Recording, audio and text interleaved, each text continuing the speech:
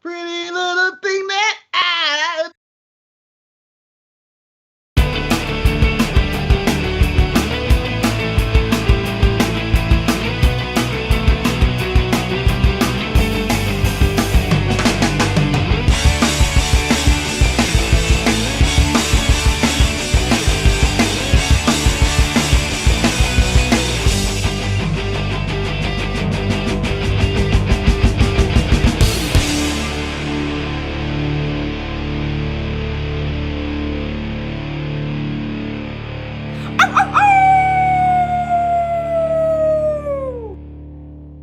Because we're now welcome everybody to the Sharpshooters Wrestling Podcast. I am Eric. I'm Lord Manny. Hey! And I'm Marcus, the grand finale. And you know, I want to apologize to all the listeners of this show and the watchers who saw the very couple of seconds of Marcus singing My Sharia Moore. I mean, hopefully we don't get flagged for that because for whatever reason, I couldn't switch the camera over to the intro. It was really... No. Go ahead, I don't Mark. think we can get flagged because I didn't actually know the lyrics. So that could have been any song that sounded like My Sharia Moore. That could have been My Sharia Martell or And something no like one that. will know the context of why that was sung either. The joys of the pre-bramble. Yes. Na na na na na na. I just want to point out, we got Marcus dressed to actually go become a correspondent for WWE for the Survivor Series right now. And we have Manny dressed to go rob everybody who leaves the arena. We're having a joyous occasion today of the recording of this show. Can we say we're all different versions of The Undertaker? Manny is being the American badass. I am the original Undertaker, and Eric is Undertaker. Retired Undertaker. Donald Trump. The Blue Lives Matter shirt. Yeah, and I said fuck them. That's what I said. Gentlemen, how are you guys doing on this Saturday morning, evening for Manny? How's everything going, Marcus?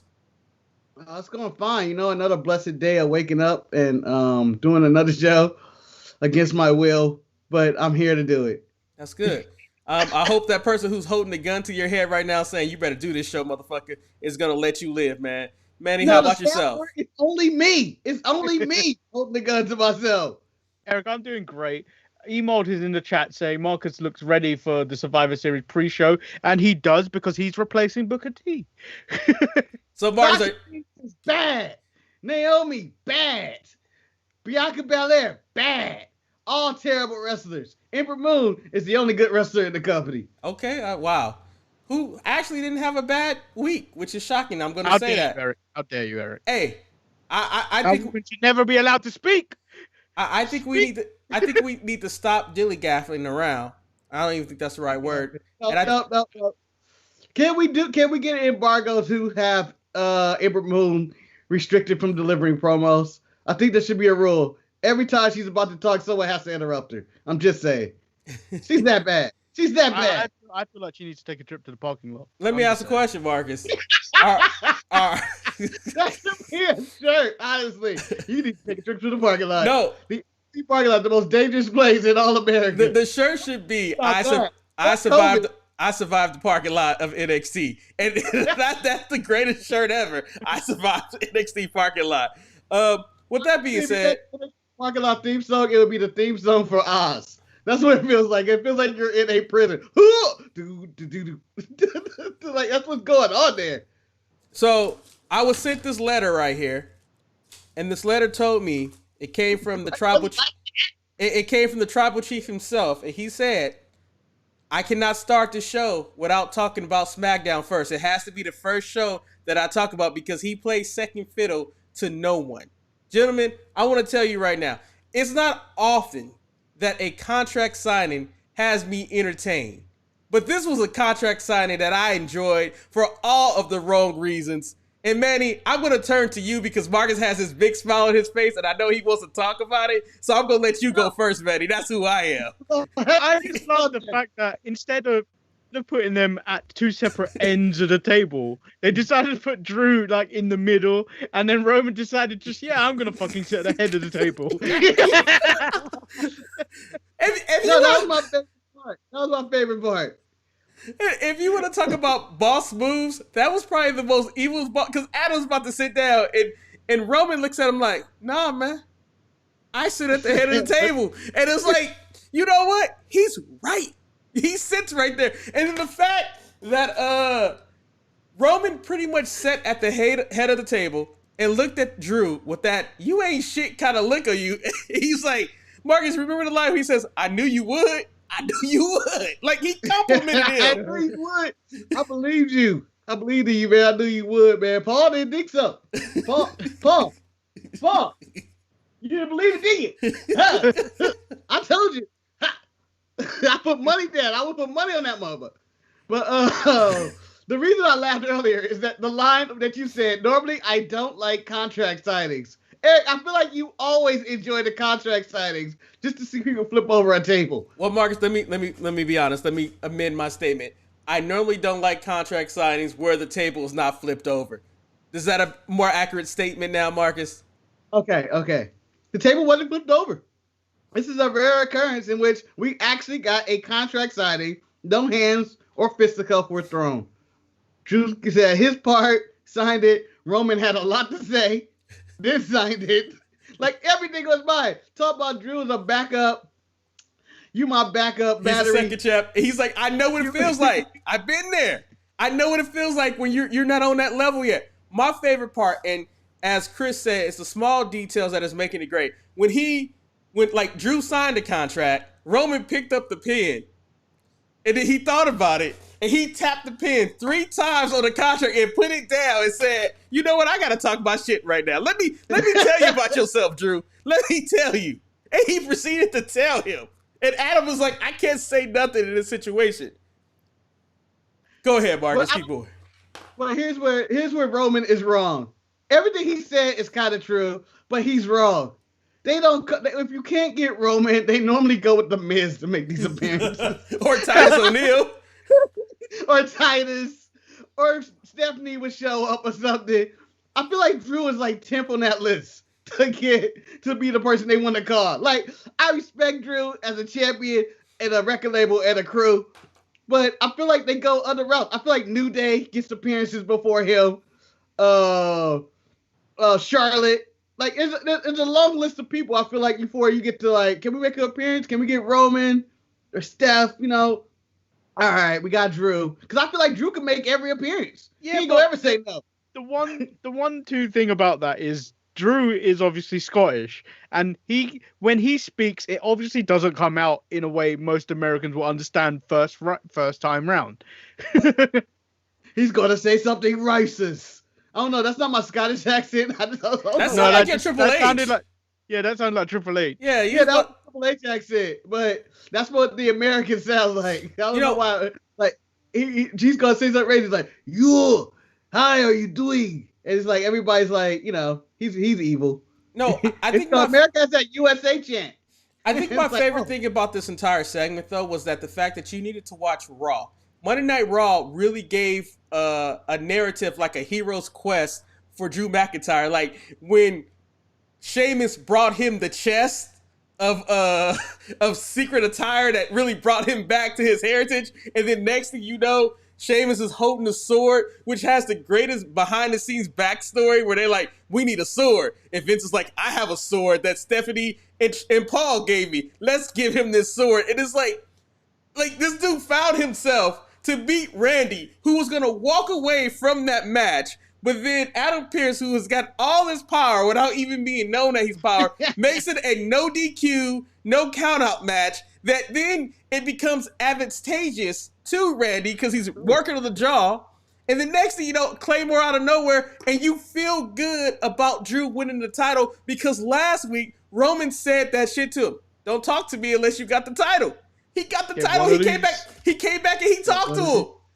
Get one of these. But then he comes back and talks to him like he accomplished the goal that Roman set out for him. And then Roman still says, "You ain't shit because you got the second best title. They don't even call you first." I mean, Marcus, you got modulated. Can you say what you just said one more time? You got the Roman's the constant hater. Like, it's like when you win a championship, he's going to be the guy that tells you didn't win the real championship. Like let's say how the Dodgers won the World Series. You can see Giant fans. Well, they didn't win the real World Series. They won the Astros year World Series. Yeah, like you can hear shit like that. Or you can be Donald Trump.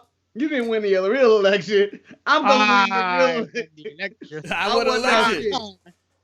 Recount that shit. I don't think you did it. We gonna keep counting it until it says I'm right. It's so amazing. And then the thing about it is that, do you know why I want to watch SmackDown next week?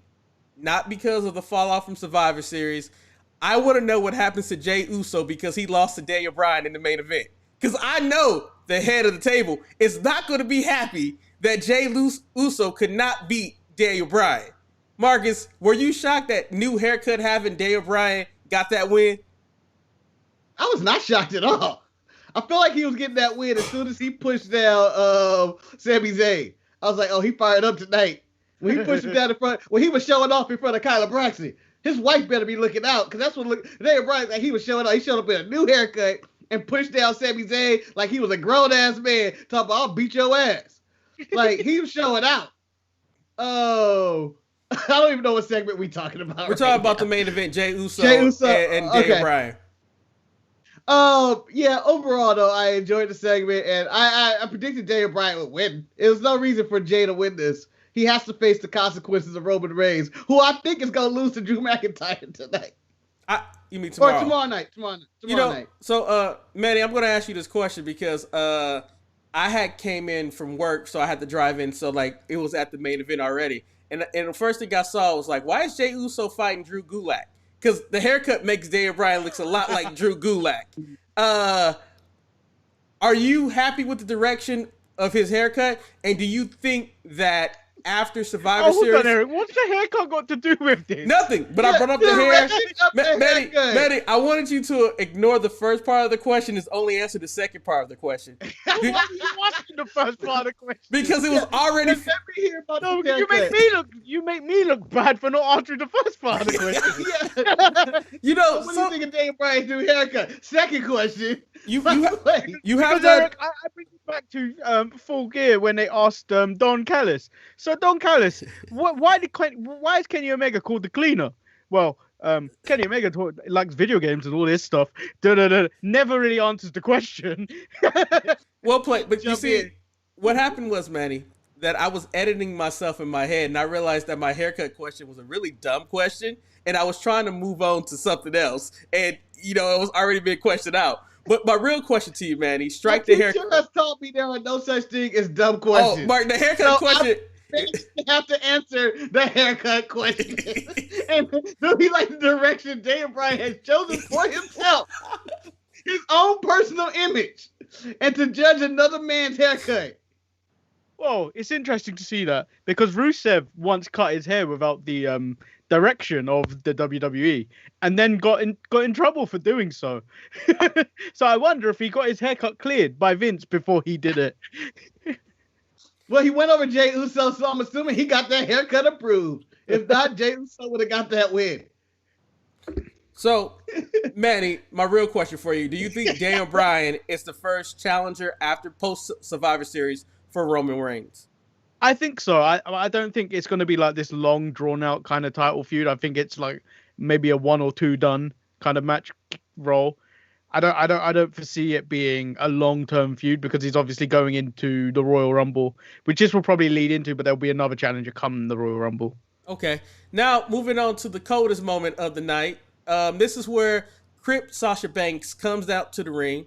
She's talking her shit, and she's confronting who she's going to face at Survivor Series, Asuka. And, Asuka's doing her thing. Next thing you know, Blood Carmella comes out and beats up Sasha. But the best thing about the entire segment is that Asuka just looking there like, get that bitch. Soften her up. She deserves it. 100% deserves it. Manny, why did she deserve this? Because we were all meant to feel sorry for Sasha Banks a few weeks ago against Bayley. Oh, Bayley broke her neck. She turned right back to that snake we all know she is. I talked to Asuka. And then when Carmella came out and said, "Watch your back," it was a warning. She gave her a warning. She didn't listen. She deserved it, and Asuka was like, "Yep, she deserved it." I like to say that this was Asuka's first affiliation in gang warfare. That's what this looked like. Oh no, this is the second time. Do you not remember when? Was it Asuka or was it Kairi Sane when it was Kairi Sane and Io Shirai when they were both in the facing teams, they looked the same. Yeah, they were like, "You're evil? I'm evil too." Oh. So we're gonna have the Yakuzas, the Bloods, the Crips, and eventually the Triads because William Regal went to Boa's house, but we'll get there when we get to NXT. One of my favorite trips ever. Carmella jumping and beating the shit out of Sasha. And Asuka standing there was cold because Sasha then went back to her. I mean, she feeling herself. She got the Mandalorian going. She was super crippin'. Like, you don't think that, I don't know if Carmella is going by all red everything yet, or if she's full Eva Marie. But Sasha was going too hard out there. She was throwing gang signs. She was being racist to Asuka, talking about, I finally understand you. Sasha went full evil this week. She went full Sasha. And I don't respect that. She deserved her ass beat. She deserved it all the time. Yeah, and got knocked out of her shoes, too. Bayley should have broke her neck. Chris, go ahead, man. I tell you one thing. Booker T was probably laughing his ass off when he saw this. Get that black girl. You get her. So Chris asked this question. He says, Carmella, did she get some work? She looks a little off. I would agree with her. She looks a little different. I'm not really sure what has happened. I don't think it's just the blonde hair. Are you guys, equipped enough to comment if you notice any changes in Carmella? I'll be honest, I don't really look at Carmella like that. Me neither. I don't find her attractive. I don't either. Lip injections. I'm saying lip injections, maybe. Okay. Something like that. Maybe a little bit under the chin. I don't know. I'm not one of those nip and tuck doctors. I don't have an expert degree. I mean, that's what we need for a lot of these women wrestlers in the WWE. A plastic surgeon. Yeah, a plastic surgeon talking about, they got a little bit of that done. They got the cheekbones done. I did the nose right there. I did the nose. Charlotte, we worked from the ground up. If you look, she got plastic surgery on her toes. I'm telling you, man, she got from the ground up. I believe Charlotte's was more like in Star Wars Episode 3 when Anakin's finally been like chopped up to pieces. They rebuild. I just want to point out, I don't think there's ever been a plastic surgeon that said I started from the toes up. Like, I don't know if there's somebody out there getting let me get some toe implants. I just don't know if that's a thing. In plastic surgery, I'm not surprised to find anything done. Okay. I can see because the plastic surgeon got to make their money. They upsell like GameStop. Damn, look at your toes, man. I can make those a little bit stronger. So we can build you into the $6 million man. So, Marcus, before you joined us in the pre-meeting, Manny and I was having a conversation, and we were talking about the track that Big E is on, where Big E doesn't look like he's doing anything, but we feel like he's on the road to screwing his brothers in the New Day and becoming a street prophet. Do you see that road that he's on, Marcus? Whoa! I don't feel like he's screwing over the New Day for the Street Profits. I want him to. I need him to cut ties. I feel like after the Survivor Series, we will get a real version of Big E. I think we're going to get Big E actually involved in the feud. I think there's nothing for him to do in the Survivor Series. Xavier Woods is holding Big E back. Xavier Woods is 100% holding Big E back. But he doesn't have to mess with him after this. He doesn't have to mess with the New Day after this. And right now, if he were to be a part of any storyline, he was taking that loss. Like, if he was going to be on those Survivor Series teams, he's taking that loss. That's why Otis is there. Otis can take that loss. No one cares. That's how I knew the SmackDown team was losing. It's because they have everybody on that team can take that loss. We aren't there yet, Marcus. Because apparently I have to take picks, and then apparently the mysterious El Luchador sent us a video where I will respond to it live because I didn't have. Have you watched it yet? We played that on Thursday. Oh, then I don't know about the video. I will play it today, but I don't know anything about this video. So Marcus, there's one very interesting quote in this. Sex Luthor, you are going to be a sex loser. Wow. Why are you looking shot? Oh, because I don't know why my thing is freezing, but it froze at the exact moment where you looked to the left and went, ah. No, because I forgot to put my Ethernet cable into my computer, which is causing. So excuse me, real quick, as I become professional. Okay, as Eric does his Technical support. One man strip show, and we're getting a close up of the beef Lee's titty, the tribal beef. We could continue and talk about the 8-man tag of the New Day, the Street Profits, whatever. I'm gonna call them Show Money. I don't think that actually has their name, but Show Money. That's Robert Roode and Dolph Ziggler. Okay. And all that. But I enjoyed the opening of SmackDown with the Street Profits talking shit. Then Big E coming up with the sombrero talking about all they had props. It's the closest hat we had, and I believe him. I really do. Like, we don't have anything close to a hat like the Undertaker. We got the sombrero because they're always ready for that racist joke against the Hispanics. So I'm sure they're one night away from every night going like, I think we need sombrero on this SmackDown. And everybody's like, Vince, we don't need the sombrero. Put it on Rey Mysterio. We don't need it. Give it to Aaliyah. We don't need it. We don't need the sombrero tonight. Back to it. I can't wait for the Street Profits and New Day match, though. That's all I was thinking about when I got this. And even Dawkins being upset with Kofi jumping on Montez Ford when it was clearly Ford's fault for running into Kofi. Yeah, I mean, I think they don't know what you doing. What do you mean what I'm doing? I mean, what like, was he doing running? Where's he going? I thought they really set the standard, though, on Monday Night Raw when you had the match between the New Day and the Hurt Business. I thought that they really, they made the stakes really seem grand. And actually, you didn't really know who was going to win in this match, but the New Day coming out was like, yeah, you can't ruin the New Day versus the Street Profits. And then the 8-man tag just even made it, it's in the room. It's in the room. It's in the room. It's in the room. I said in the room.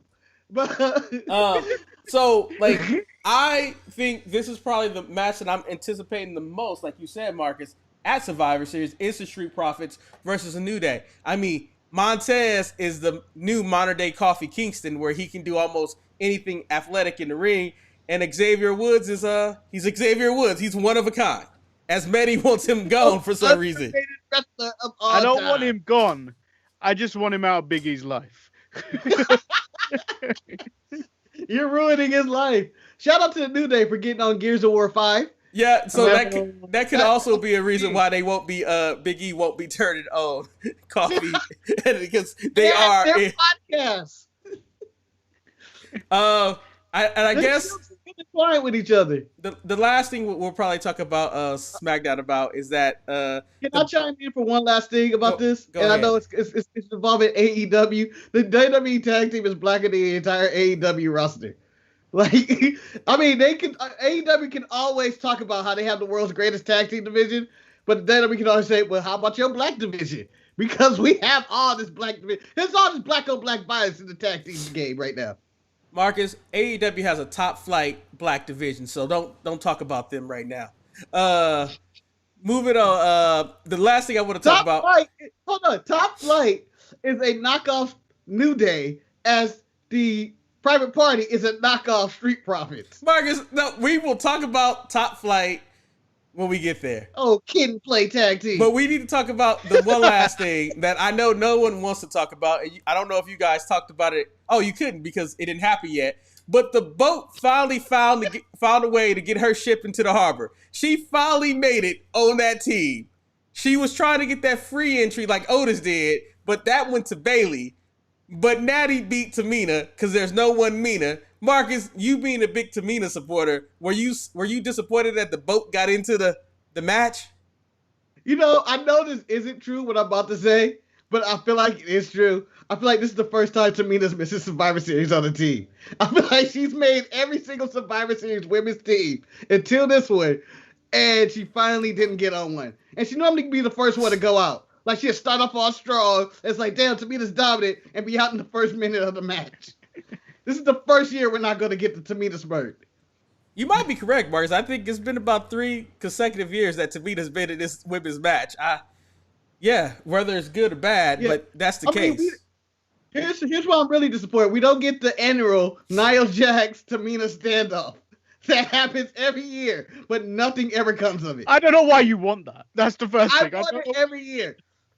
So okay, Manny, it's like tradition. At Thanksgiving, I really don't want a turkey, okay? But it's tradition. You gotta get it every year. So Manny, unfortunately, your hashtag never caught on. Billy Kay did not get a chance, and Natty is now on the team. Bullshit. Where are you gonna take your talents to now? Who are you gonna put your support behind Doesn't now? matter, Eric. These two deserve better. These two deserve better. Wow. You know, that looks like the couple. Like you sit here and I'm dating. Who you dating? This guy. Oh, it looks like a bad couple. Like this relationship is going nowhere. Like Big E ain't the picture is originally this, but I'm ignoring the other two because they have hurt the other two. They have hurt. Woods is taking Big E's money, and Peyton Royce is not being ashamed of herself with Lacey Evans. You know, SmackDown was a really good show, but surprisingly, I know this doesn't happen often. I think my favorite show this week was Monday Night Raw. I think Monday Night Raw had more things happening for me that they actually made me compelled about the story. I can't remember what AJ's bodyguard name was, but the fact that AJ had this man protecting his back and he didn't know that man could talk showed that AJ might be a racist. And also, he needs to talk. It's well documented when AJ supports his presidential alliance. He's all about that Make America Great Again. That's why he wanted to put the Raw anyway, to put that red hat on that says Make America Great Again, Raw. Wow. So, Manny, the dysfunction of Team Raw, do you think they can overcome it to actually compete against Team SmackDown on the male team? No, I think, well, yeah, actually, I think they're definitely going to win. When you look at that team, it's actually like watching the Monstars versus the Toon Squad from Space Jam, where in reality they should win. Like, and when you're watching this match, you're like, of all the people to start the match off, why would it be Matt Riddle? Like, the only way that they're going to lose if they implode with each other and beat everybody up. And Sheamus and Braun. Cardio, Eric. Yeah, but Sheamus and Braun don't like each other. Riddle's kind of the odd man out. And then next thing you know, you have Beef Lee out on the outside just talking slow, making his entrance. I was just happy that Retribution got a win because it gave him a little bit, it was a fluke win, but it gave him a little bit of credibility. And considering the good work that Mia Yim did, because I can't think of her gang name, Mia Yim did taking out Dana Brooke in the back. She kicked her ass. I appreciate everything. Marcus, were you happy that Retribution got the win, or did you care? Yes, her name is Reckoning. Her name is Mia Yim. Her name is Mia Yim. I mean, the referee screamed, "Mia, are you okay?" in the middle of the ring, like he knew everything. He knew more about Retribution. Marcus, he needs to be investigated. Marcus, let me ask you a question though. Let me ask you this question: if you're a referee, Marcus, would you rather yell, "Mia, are you okay?" or would you rather say, "Reckoning, are you okay?" I'm going with the 2-syllable word, Mia. Well, we know you struggle with words anyway, so we accept that for you. I set myself up for that one. I'm sorry, Eric. No, that was unintentional. That was well placed. You're the anti-Webster's Dictionary, okay? I mean, I feel have a different dictionary that you use. Say, nope, that's nice. No, I just want Marcus. So you don't have your computer open, so you don't know what's going on in the chat room. Apparently, how do I do? But so apparently, allegedly, my hiatus is I'm going to either go make a porn video, or Emo says I'm going to go on a sex vacation. I don't even know what half of this stuff means, Marcus. Well, a lot of this begins in our chat room on Tuesdays and Thursdays, and then we try not to bring it on over here. We don't try to bring that type of language over here. We like to come there was one nickname that you were given last week, which we didn't even bring up, which was the sex fiend. So you were basically the fiend, but as the sex fiend. Wow. You come out the sweater, but when you by yourself, it's either play or pain. You know what, Marcus? I mean, it's funny that you brought that up. I really thought that the Bray Wyatt Alexa Bliss Miz match was one of the more entertaining matches because it's told such an epic story in that match of the relationship that Bray and Alexa have with each other. And fuck Nikki. Fuck Nikki for trying to get involved in this situation. She already told you last she's week. already been told. She's been given. She gave the ultimatum, and the ultimatum was rejected. Go away, Like Nikki. Yeah. Stay away. You got your walking papers. Get going. And like the best part was when Bray walked out on the stage and he stared.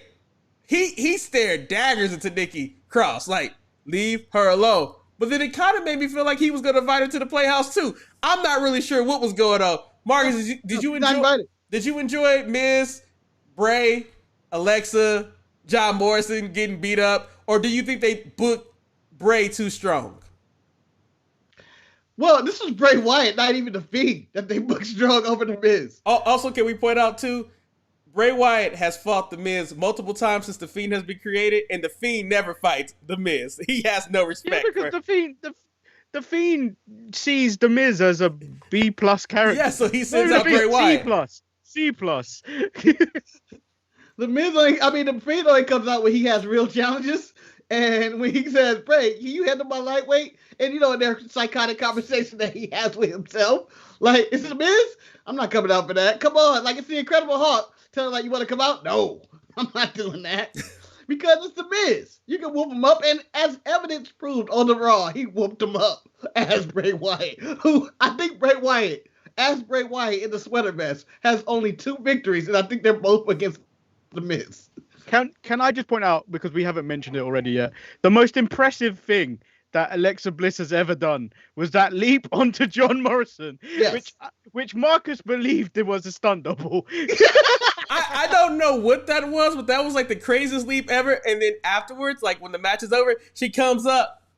Like it's creepy, it's entertaining, and it's something completely different that is really not being done in any other company. You might have to give credit to AEW because they did debut Abaddon until she got hurt, and she was probably the most creepy thing that they had. You ain't giving no credit to Abaddon. I don't give no credit to Abaddon. I was trying, man. I'm trying to give credit to Abaddon for this. Maybe Impact can go with Su Yung. Oh, Rich Swann's wife. Yeah, but she no champion anymore. No, she lost that quick. That was quick. Let's go back to this dive. Yes, it was a stunt double. I believe that was a man baby that jumped off John Morrison. Man baby. I'm giving it to Alexa Bliss. She got them ups. Oh, I feel like she's never got that high in her life. Off them steps. Just like R. Kelly, she believed she could fly. More Space Jam references in this edition of the Sharpshooters. So many. But the dive into the thing, Eric, I feel like that's the kind of love I think everybody wants. A crazy bitch like that jump on somebody and try to kill. Who knows what happened to Morrison? No one's ready for that. But I feel like Morrison also made the dive even better. How he flipped over the barricade with her, like she threw. Like when we watched that famous GSP fight where he's like, "I hurt my groin." And then his trainer's like, throw the groin at him. Like, literally, Alexa threw her whole groin at him. Like, it was just like, like, what do I do with this? It was like, what do you do with this right here? I feel like even if she jumped on Keith Lee, she would have threw him over that barricade with her momentum.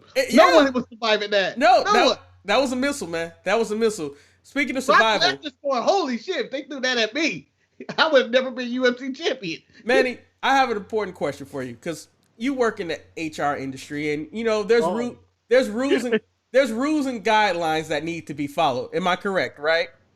Yep. So before the women had their tag, cool policy. It's policy. So before the women had their 6-man tag match, 6 women, Nia Jax and Shayna explained to Lana under no circumstances was she supposed to tag in. Lana violated everything that they told him. Doesn't that mean that she deserved this ass whooping, aka a termination that they gave to her? In theory, yes, but they don't make the rules, Eric. As a man like yourself, who is a proponent of learning and knowing the rules, you should know those two as I will now refer to as Timon and Pumbaa, do not know, do not know, and cannot make the rules for said Lana. Marcus, does the streak continue at Survivor Series with Lana going through this table? Not only does it continue, that's what's going to start the match. Timon and Pumbaa, as you call him, said she is not going to tag herself in again. And so they're going to take her out to start the match. Lana will be the sole survivor at the end of Survivor Series, pinning Natty, who's going to cost them the show. You know what? Hakuna Matata. You know, I do have to Hakuna Matata back to SmackDown. I'm sorry, because I guess we did get some type of closure between the Mysterio family and Seth Rollins. I mean, no closure? More questions. I mean, Mysterio family. I have more questions for that. Well, Manny, what's your first? Oh wait, Marcus. No, let Manny go first. Manny, what's your first question? It like it hasn't been addressed that Rey Mysterio can see now because he hasn't got that black patch over his eye anymore. So that wasn't addressed. And that Gucci mask. And I'm not fucking that one up. And the fact that Seth Rollins dealt with Rey Mysterio on the outside so quickly makes me judge the rest of Rey Mysterio's wrestling career for the time being. Well, Seth was indestructible at that very moment. No one can whoop Seth Rollins' ass. He was full of hell. I can get a power up. Untouchable. I felt like he had to go to that level of being untouchable. Seth. The WrestleMania Seth Rollins, the most untouchable wrestler of all time, other than, like he can't be beaten, and he had to go to that level because he was pissed off because Buddy Murphy done got him an Xbox achievement when he walked out with Mysterio family.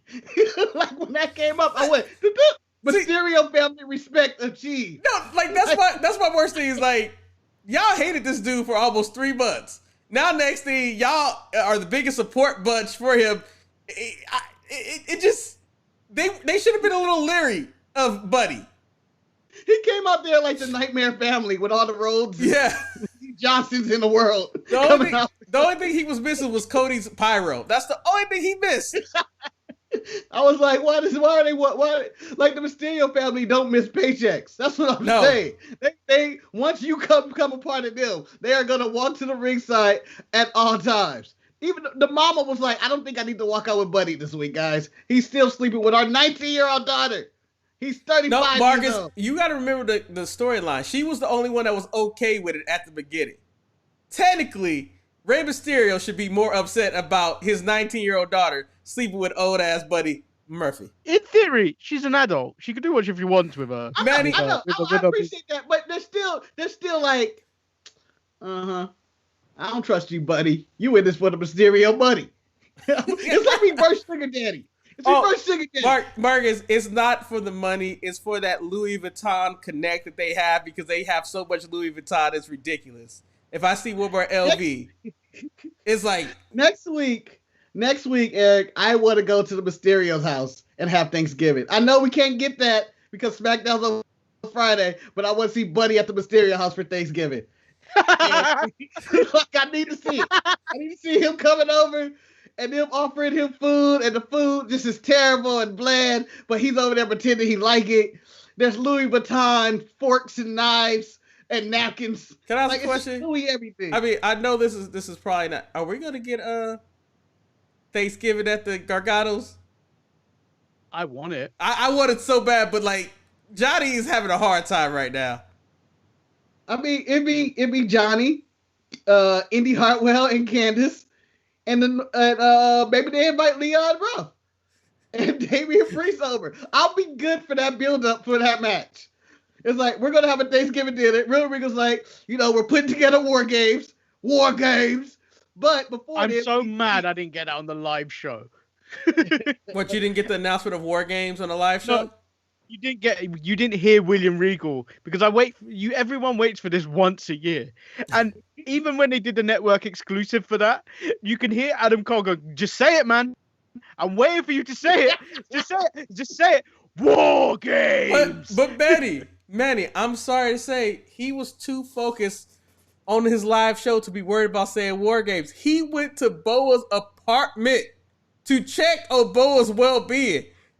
He didn't check on Giant Lee's one because she hadn't been working 3 weeks, but Boa hadn't been there in 2 weeks. Where does Boa live? So, Marcus, you're a manager now. If you had an employee go no show, no call, no show for a long period of time, would you turn up at their house? No, I believe HR would step in and say, you can't be doing that. I mean, I would like a phone call, but, seeing where your whereabouts is. Otherwise, you out. Oh, I don't understand. In the middle of the work shift, he decided to go to Boa's house. Like, Boa was booked on the show. He said earlier in the day. Okay. But he was like, Boa looked like he was high on crack. Yeah. Daylight when Regal went to see him. I'm sorry. Like, if you're doing a wellness check on Boa, honestly, when you saw Boa behind the door, black eyes, look like he's strung out, you need to come back with the police because he ain't okay in there. The lights it was smoke, it was lights. It's something bad going on in that apartment, and we still don't know where Zion Lee. Quite frankly, he could have had Zion Lee tied up in that room. But Regal said he hadn't seen Zion Lee for 2 weeks. It was bad enough that he went to investigate Boa for 1 week, but he didn't even think to investigate Zhai Li, who'd been missing for 2 weeks, and a woman. And quite frankly, if I'm going to investigate missing people, the first person I want to talk to is Dexter Loomis, because he has a white van which is known for kidnapping people. I would have just checked the parking lot footage. That wasn't his van. No, that was Michael Hayes to do. No, that was the bus that William Regal had organized to transport. He got Cameron Grimes. He got an Uber pool. He wouldn't even pay for Cameron Grimes to get a straight Uber. He was like, let's get an Uber pool. I know we're talking about Boa and we're not. I don't even know if we're in the NXT. We're in NXT. I was. Okay, is this the first week nothing happened in the parking lot? Like, I feel like nothing happened in the parking lot. Jake Atlas wasn't attacking no one in the parking lot this week. Unless Boa lives in the parking lot. Nothing happened in the parking lot this week. If he lived in the parking lot, where is that door connected to? Hey, man, crackheads be living. Crackheads be living. Did you think it's just like drywall and a door and then just the rest is outside? I feel like that's what he's doing. And you just go in and it's the cardboard box in there. You're like, oh. The crouch. So it's just newspaper and coins on the floor and that fancy ass door and some needles. And you're like, what the hell's going on in here? I don't know. That's crackhead business. Yeah, Bo was doing his own Undertaker shoot. He was trying to raise the dead.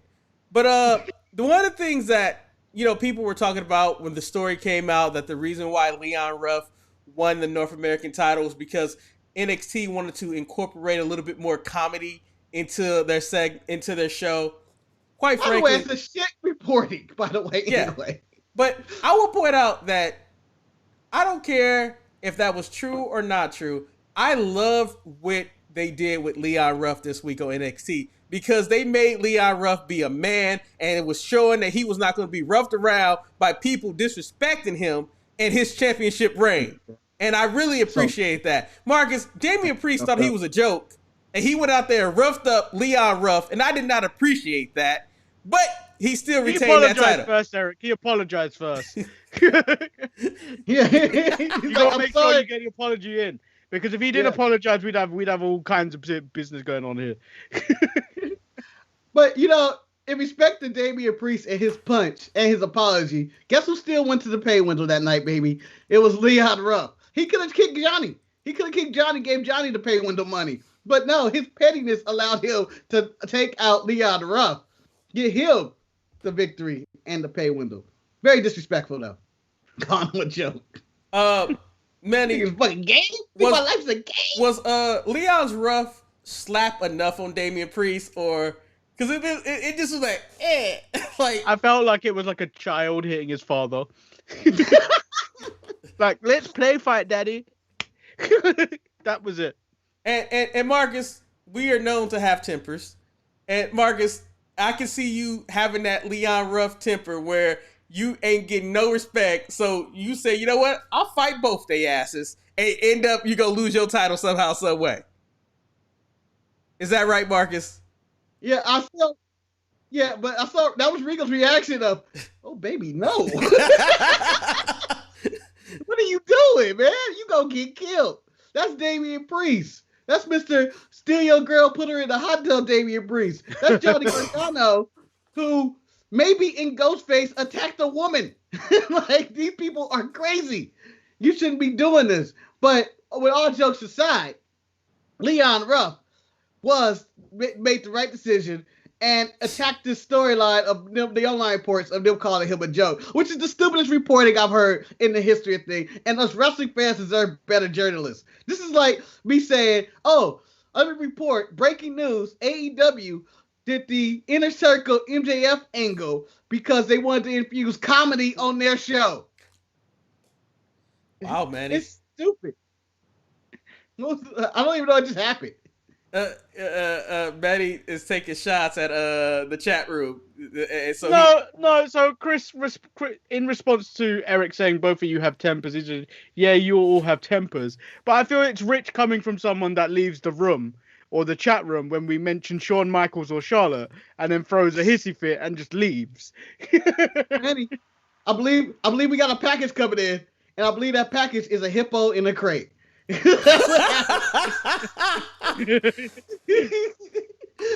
just saying that's what just happened right now. But Manny, overall, Chris is amazing. Chris is claiming that your Charlotte story is fake news, which could possibly mean that it's true. Because when I just want to. Yes, the Leon Ruff story is amazing. Basically, what we're saying is, Eric, the latest addition to the Hippo and Crate Club is none other than listener Chris. Welcome to the Hippo and a Crate. So in this Hippo and Crate, we have a hippo, of course. We have Chris, Eric, and Keith Lee all in this Hippo crate. So it's amazing. It's getting stacked in there. It started off big too. I don't know what Chris size is, but with ours, we really need a big crate. Me and Keith Lee, I don't know if there's much room in that crate right there, man. Well, it's a hippo in a crate. You need a big crate. Yeah, but you said, Marcus, the term is hippo, not hippos. So this crate was only meant for one hippo, not for multiple hippos. So it's getting kind of packed up in there, man. I'm just letting you know. Just a little concerned.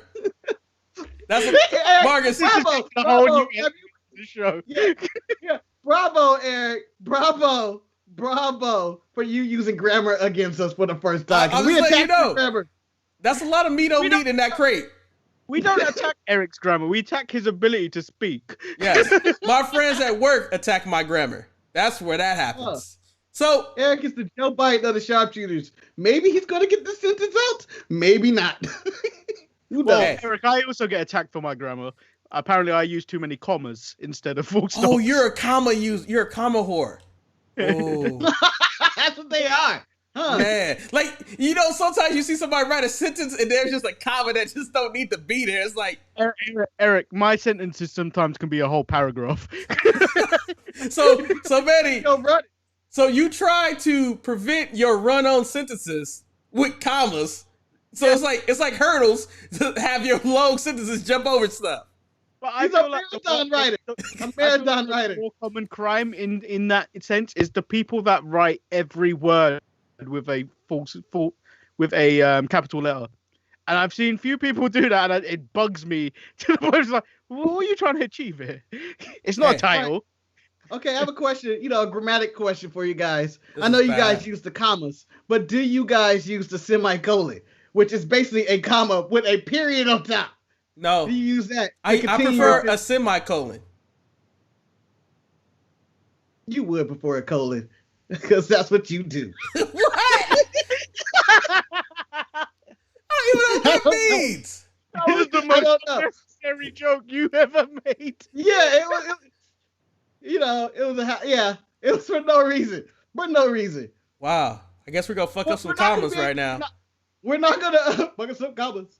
But no, we're not gonna be able to make these jabs for that long since this is Eric's last show.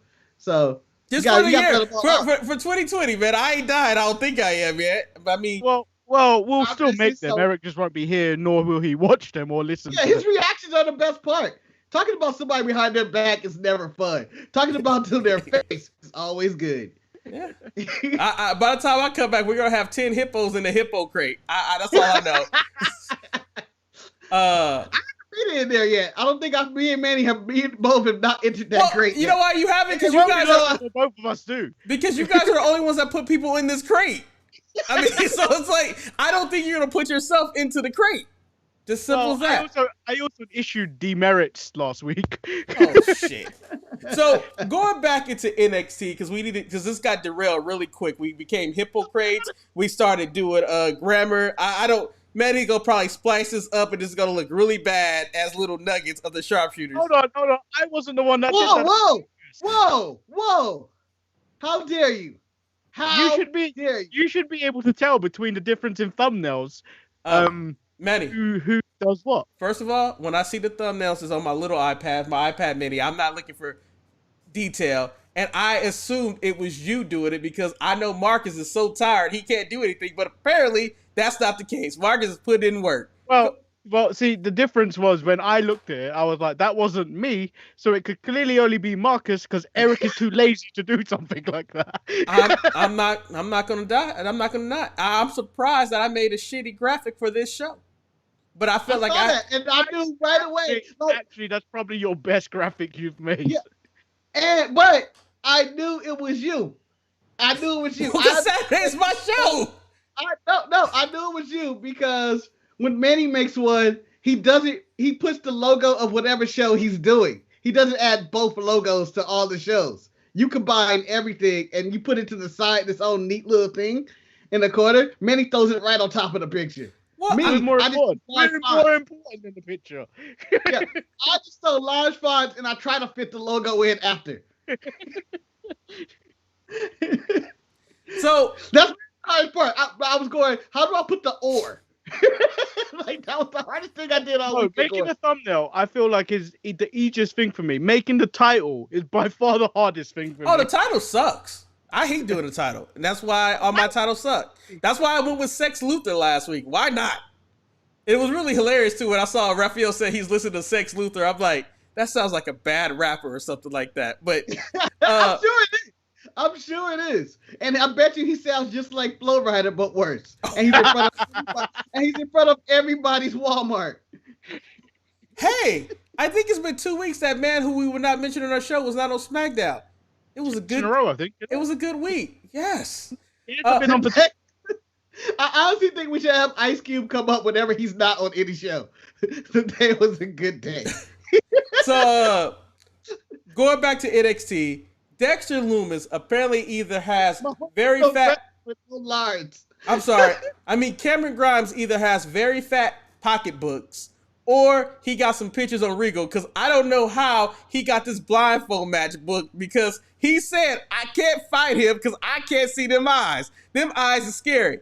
And Marcus, I'm going to ask you this question because we've been doing this show for 15 plus years and we've had at least 3 blindfold matches, including this match. Marcus, where would this match rank on the blindfold match scale?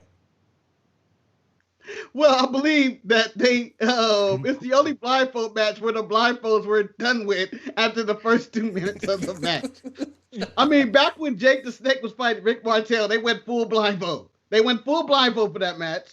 I think James Storm and I want to say Cowboy Chris Harris or maybe Marcus. Eric. Was it Cowboy Chris Harris? It was.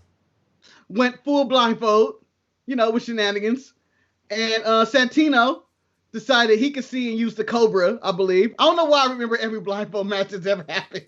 But I'm going to say, because of the referee beatdown, this is my favorite blindfold match of all time. Cameron Grimes got up into that ass. This was the first time a referee got beat up and actually should have been knocked out, how Cameron Grimes was getting up in there. But I also don't understand this, like, Cameron Grimes is terrified of Dexter Lumis, but they keep putting the zombie referee as his referee of choice. Manny, you also held up one finger, I guess symbolizing that this was the best blindfold match that you have seen. in your top. It's the only one I've cared about in a long time. And I love the bit at the beginning where the referee is actually telling Cameron Grimes to put the hood on. And Cameron Grimes like, I can't do that because I won't be able to see. Yes. I'm like, you are the one that wanted to have this match. That's heel logic. That's heel logic. He just wanted to cheat. That was the whole thing about it. He wanted to cheat. He wanted to have that unfair advantage of beating up Dexter Lumis, which just didn't do any well. I mean, like, technically, we need to get to Dexter Lumis versus The Fiend. But he'll probably be invited to the Funhouse also. How about that gate hop, though, by Cameron Grimes? That's somebody that's done some crime. That's somebody that had to run from the police, the way he hopped that gate. That's somebody that's been in some trouble. Like, I need to get the fuck out of here. Or he was bullied as a child, Marcus, which is also not fun. Yeah, also, that's the sad side. Yeah. I'm sorry, Cameron. So I can see the bullying more than anything else. Like, talk about guys, I'm going to do this homework assignment, and I'm going straight to the moon. And everybody going like, we're going to get his ass after class. I would point out. My shot at you, Eric. I don't even care about him. It doesn't matter because he's tuning in to watch me right now. So I mean, he's gonna miss me when I'm gone. It doesn't matter. So you just sounded Sable back in the day. This is for all the men that came to see me and all the women that wanna be me. Marcus, I am not doing that move. But it's all right. I did it for you. I don't know if our conversation about Ember Moon took place on the show or it took place in the pre-show, but all I know you guys said that she should never have promo time again because she shouldn't talk. With that being said, I thought this was the best match Ember Moon has been a part of since returning, but I also feel that NXT, or Paul as I will call him, is doing a disservice to Ember Moon and Toni Storm because they should not be linked together because clearly Toni Storm is the better entity in this whole feud. Manny, am I right? Toni Storm is the biggest star. When you look at what they've accomplished, Toni Storm has accomplished far more. And then the other thing I need to preference with, Ember Moon is a Booker T person. I will not get behind anyone that was trained by Booker T anymore. And that may include the Usos, unfortunately. No, you don't do that. Also, I will point out that anytime I bring up an English wrestler, Manny Hashley has more things to say. He was very passionate about that. She's Australian. Who's English? She's Australian. She's Australian. Well, she was part of NXT UK for a long time. In theory, I'm going to claim Toni Storm as British because the Australian flag looks like it's FaceTiming England. But also, too, Manny did show us all of his Toni Storm swag that he had last week. So I was pretty sure he was going to have a lot to say. Can Marcus, I say Ember Moon needs to, Ember Moon, since her return, every time she does something, Toni Storm seems to just be right there. I think they just need to fight. Because, like, when she came back in her motorcycle, I was like, they should have just gave that to Toni Storm. Yeah. That's Toni Storm's fight. Or in this tag match, I'm going like, Ember Moon's doing a great job. But even though she's doing a great job, she is the fourth person I would draft out of those women. And that's in this tag match. I'm going to take Dakota Kai. Who's your number one pick? I draft the referee before I drafted Ember Moon. Who's your number one pick, Marcus, of the quartet? Who is your number one pick? Well, Eric, I like big women, and I cannot lie. I'm taking Raquel Gonzalez as my number one draft pick. I appreciate that pick, Marcus. And I can see you saying that. Marcus, I can see you being like the NBA and you're taking the height. But I think I'm going, this is hard. I'm going Toni Storm, Dakota Kai, then Raquel Gonzalez. I would go with the experience first, Toni Storm. You didn't even take Ember Moon. Marcus, I'm not. Marcus, I'm trading down in the draft for a vet. That's what I'm doing. I would go into a match with a handicap if it meant not taking Ember Moon. But with that being, we're really harsh on Ember. She did come back from a serious injury. Marcus, so did Xavier Woods, and I'm exactly the same with. And let's point out that Booker T ain't go. Marcus, Booker T won't be hard on Ember Moon, so we need to be hard on Ember Moon. That's what we need to do. But with that being said, we have a makeshift WarGames team. Hard on Ember Moon. We have Ember Moon, Tony Storm, Shotzi Blackheart, and they haven't named the other person. They haven't named these teams. They haven't. So, but I'm assuming. But unofficially, this seems like the team. The Evil Lady team will be Dakota Kai, Raquel Gonzalez, Candice LeRae, and Indy Hartwell.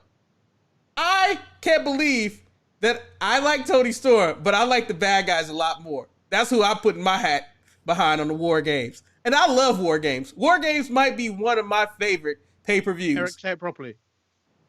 No. WarGames. WarGames. No. I like WarGames, and I know that crazy eyes. I know AEW is upset that they can't do a version of WarGames themselves. They plan on doing their blood and guts, but then COVID ruined that. And they never got, we never got that match. No, the closest thing we got was Stadium Stampede, I think. That would have been better. To be honest, that was better than what they were probably going to do with Blood and Guts. Fuck. Yeah. I'm so, because, as I'm reliving NXT, I'm forgetting how much joy this show brought me. Another one of my favorite matches had to be Timothy Thatcher, who's one of my guys, going against August Gray, who is now one of my guys too. I don't know if it's the cheesy 90s look of August Gray, but damn it, I was going for him in this match. Have they changed his name 3 times? I could have swore his name was Anthony or Andrew before it was August. Marcus, you would have to go back to the old footage of NXT. They might would doctor it to make it seem like it was his name. I was just upset. Where is the black guy that got beat up by Thatcher? He should have had Gray's back in this situation. Nah, he's too much of a pussy. Yeah, apparently. Yeah. You see the way he actually, when Thatcher did what he did to him, he was too much of a pussy. Whereas August Gray stood up for himself. Yeah, as soon as it was foul play, August Gray was like, "Nah, man, we ain't doing this no more." As soon as it was foul play, the black dude, he jumped right back into another hole. But the best part about it is when after the match he beats up August Gray, and then Ciampa comes out, and Thatcher's like, "I got no problem with you. I got no problem with you," and he walks out the ring. Well, Eric, he did preference it with the last Thatcher can lesson was, don't step up to someone you can't beat, and that was exactly what he did. When Tommaso Ciampa came out, he's like, "I can't beat you. I've got no beef with you. I'm just going. I'm just gonna walk away. I'm not gonna step up to you because you're gonna win." But about Thatcher, I feel like he's not long for NXT. I feel like he's going to the main roster, but starting next year. Marcus, I feel like he's a guy that Vince likes, not to do anything special on the main roster, but to just be in there with other people to make them look better. Marcus, there's only one reason why I would ever want Thatcher on the main roster, and to me, it's not a justifiable enough reason for him to go, and that's to fight Cesaro. Marcus, Thatcher needs to stay. He's going to go job. He's going to go job on the main roster. He needs to stay at NXT because NXT is job on NXT because that's what he does. Huh? He just jobs. He just loses to people. He beat August Gray. August Gray. It's a TV win, man. It's a TV win. Ember needs him. She beats people too. I mean, think about Dakota Kai. Dakota Kai is one of the most jobbing female wrestlers on NXT, but you still have credibility when she gets into that ring. I mean, because she's good. She could do everything. So you don't think? So you think Thatcher and Dakota Kai are in the exact same position on NXT? Kind of, sort of. Yeah, I would say that. Yeah, you're gonna get a good match with them, but if they win, it's more of a shock. But you kind of expect them to lose, but you still respect their authority. Bringing it back to South Park. Now, speaking of authority, the main event was Io Shirai. 30-year-old reference. Yes, it is. Io Shirai versus Rhea Ripley. And I must say, this was a very entertaining match. I just didn't like Rhea Ripley paying respect to Io afterwards, but that just told me that you are a sore loser. Yeah, I am. But all that told me was that Rhea Ripley is not long for this world. And Manny, I'm going to ask you, where do you want Rhea Ripley to go? Raw or SmackDown? Originally, I was telling Marcus that I wouldn't be surprised if she ended up on SmackDown. Yesterday, on the SmackDown team. Turns out I was wrong, and that was probably the bad booking decision. I didn't. I feel like she should go to SmackDown. Marcus, do you agree with Manny? I feel like, yeah, I agree. I don't wish anybody to Raw, even though the Raw roster can use an infuse of a new woman on that roster when you only have Asuka that really can go at this point. And she's surrounded by the goof that is that Raw team. That Raw team is abysmal. It is the worst Survivor Series team of all time. And that's a picking list of opponents. No, you got to remember, there was a team with Doink and all the tiny clowns. Marcus, get this women's team. Marcus, I think you're disrespecting the Raw women's team. They got 3 people. Well, no, because Asuka's not on that team. She got her match. They only got 2. This might be the worst Raw team. Yeah, you got Simone and Puma, and then you got a supporting cast. This is LeBron James and Anthony Davis surrounded by Kyle Kuzma, Denny Green, and Alex. No, I'm not gonna disrespect the great name Alex Russo and Giannis Antetokounmpo's brother. Shit, it's a possibility by the time we finish this show, Kyle Kuzma might not be a Laker anymore, but he's holding on. He's trying to hold on. Let him go. But this is the worst Survivor Series team of all time, and I feel like any team on any 5 women on NXT can beat that Survivor Series team. Oh, the announced women's WarGames match that hasn't been announced for the heel team is stronger than a Raw women's team. Yeah, both teams are. I mean, even if you took Moon off the face team, they're indestructible. Yeah. Compared to that Raw team. That Raw team is about to take some losses. They're the Dallas Cowboys. But then Lana's going to get Mark, you call it yourself. Lana's going to get that victory, though, man. Lana's going to get that victory. With that being said, though, the bait and switch of NXT was that the champion was going to come and speak, Finn Balor. All that happened was he got into the ring. He said, Can I pause? Io and Rhea just had this amazing match. His disrespectful ass had to come out. Yeah. He could have came out in the middle of the show and did what he did. Yeah. His ruse. He still congratulated Io. I don't think it was disrespectful. Well, first of all, can somebody explain? Cool. If this match would have went any longer, because they had until TV time remaining. They had 1 minute to get the fuck out. All right, guys, get the fuck out. Like, Io's music is playing. He's like, his music, get the fuck out. Get the fuck out. You know, the interesting thing that I noticed this week in WWE's production is that they were letting other people's interests interrupt people's victory exits. And I don't know how I feel about that. Manny, I know it happened on SmackDown where Sasha Banks walked out after the Guerreros. That was more disrespectful than I think what Finn Balor did. Why? Well, because in reality, they were playing Rey Mysterio's music, and Rey Mysterio is more of a legend than you would even go as far as go Io Shirai and Finn Balor. Why were they playing Rey Mysterio's music? I didn't even think about that till you said that. Yeah, they were. I was gonna say I thought Manny was gonna say that no one gave a fuck about Buddy Murphy winning that match against Seth Rollins because we all know that Becky is about to give birth to his first child, and he has to take some time off of TV. Well, there's also rumors going around that they're going to play a wedding angle between him and Aaliyah, which I'm going to be really uncomfortable with. What is the twist? There has to be a twist in any wedding angle. What is the twist? But there's no one to object this wedding other than, maybe the legal ramifications. People on the outside would be like, it's an age difference. I am not comfortable with, guys. Let's just be honest. This is one of those.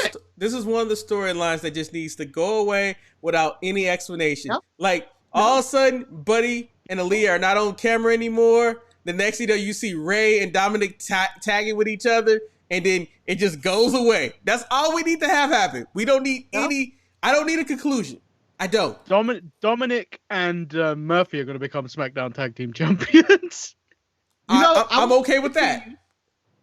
I want this to continue, and I want the League of Ghosts, Legado del Fantasma, to come in and attack Rey Mysterio, and Buddy Murphy has to help save them from the real luchador. Or maybe Andrade. I don't know. Just keep it going. Let's keep it going. Andrade's been feuding with Rey Mysterio since he debuted on Raw 18 years ago. But Andrade is MIA right now. So his boo is out. His other boo has been escorted out of a building apparently. So Wait, Marcus, can I go back to what you said earlier about wrestling journalism needs to get better? Like, God damn it. That's like, she was fired. She was escorted out the building. Marcus, guess what? If someone gets fired at my job, not only do they escort them out the building, but they also change the number code. So at work, when the number code changes to the punch number, we like, damn, somebody got fired. We don't know who got fired, but we know you get fired because the punch code get... Like, that was not a story. That was not a story whatsoever. Sorry. Well, the story was about... I thought it was... she wanted a meeting with Vince, and Vince didn't want to have a meeting with her. And then she was escorted out. I feel like it was like, no, Vince doesn't want to talk to you. Get out. I feel like that was what happened. I feel like, yeah, the way they described it, she showed up to... I mean, it's multiple reports that she even showed up to the offices at the Airways, and he was like, she tried to talk to Vince, and Vince was like, I ain't got nothing to say to her. She go Twitch. Go Twitch. Go Twitch, huh? So the funny thing about it... Unionize this. Yeah, but... Here is your own fan right here. Yeah, huh? and that was... Apparently, that was the straw that broke Vince's back. Not Twitch or anything. It's like she has an OnlyFans. And I understand. Yeah, he's subscribed to probably. No, but I understand, like, because, you know, OnlyFans has a very bad connotation to it. If you hear OnlyFans, you're thinking somebody's like, well, if you pay some money, you get to see some titties or something like that. And I don't know what that is because nobody in the listening community will sign up for the Jay White OnlyFans to find out what he's actually doing on OnlyFans. Why do you want to see that? Because you don't want to see the Switchblade. You don't want to see him release the Switchblade. Manny, because I was a fan of Switchblade from day one. I would hate to find out that Switchblade is selling his Switchblade on OnlyFans. I don't want that in my life. You know what, CD? That's too sweet.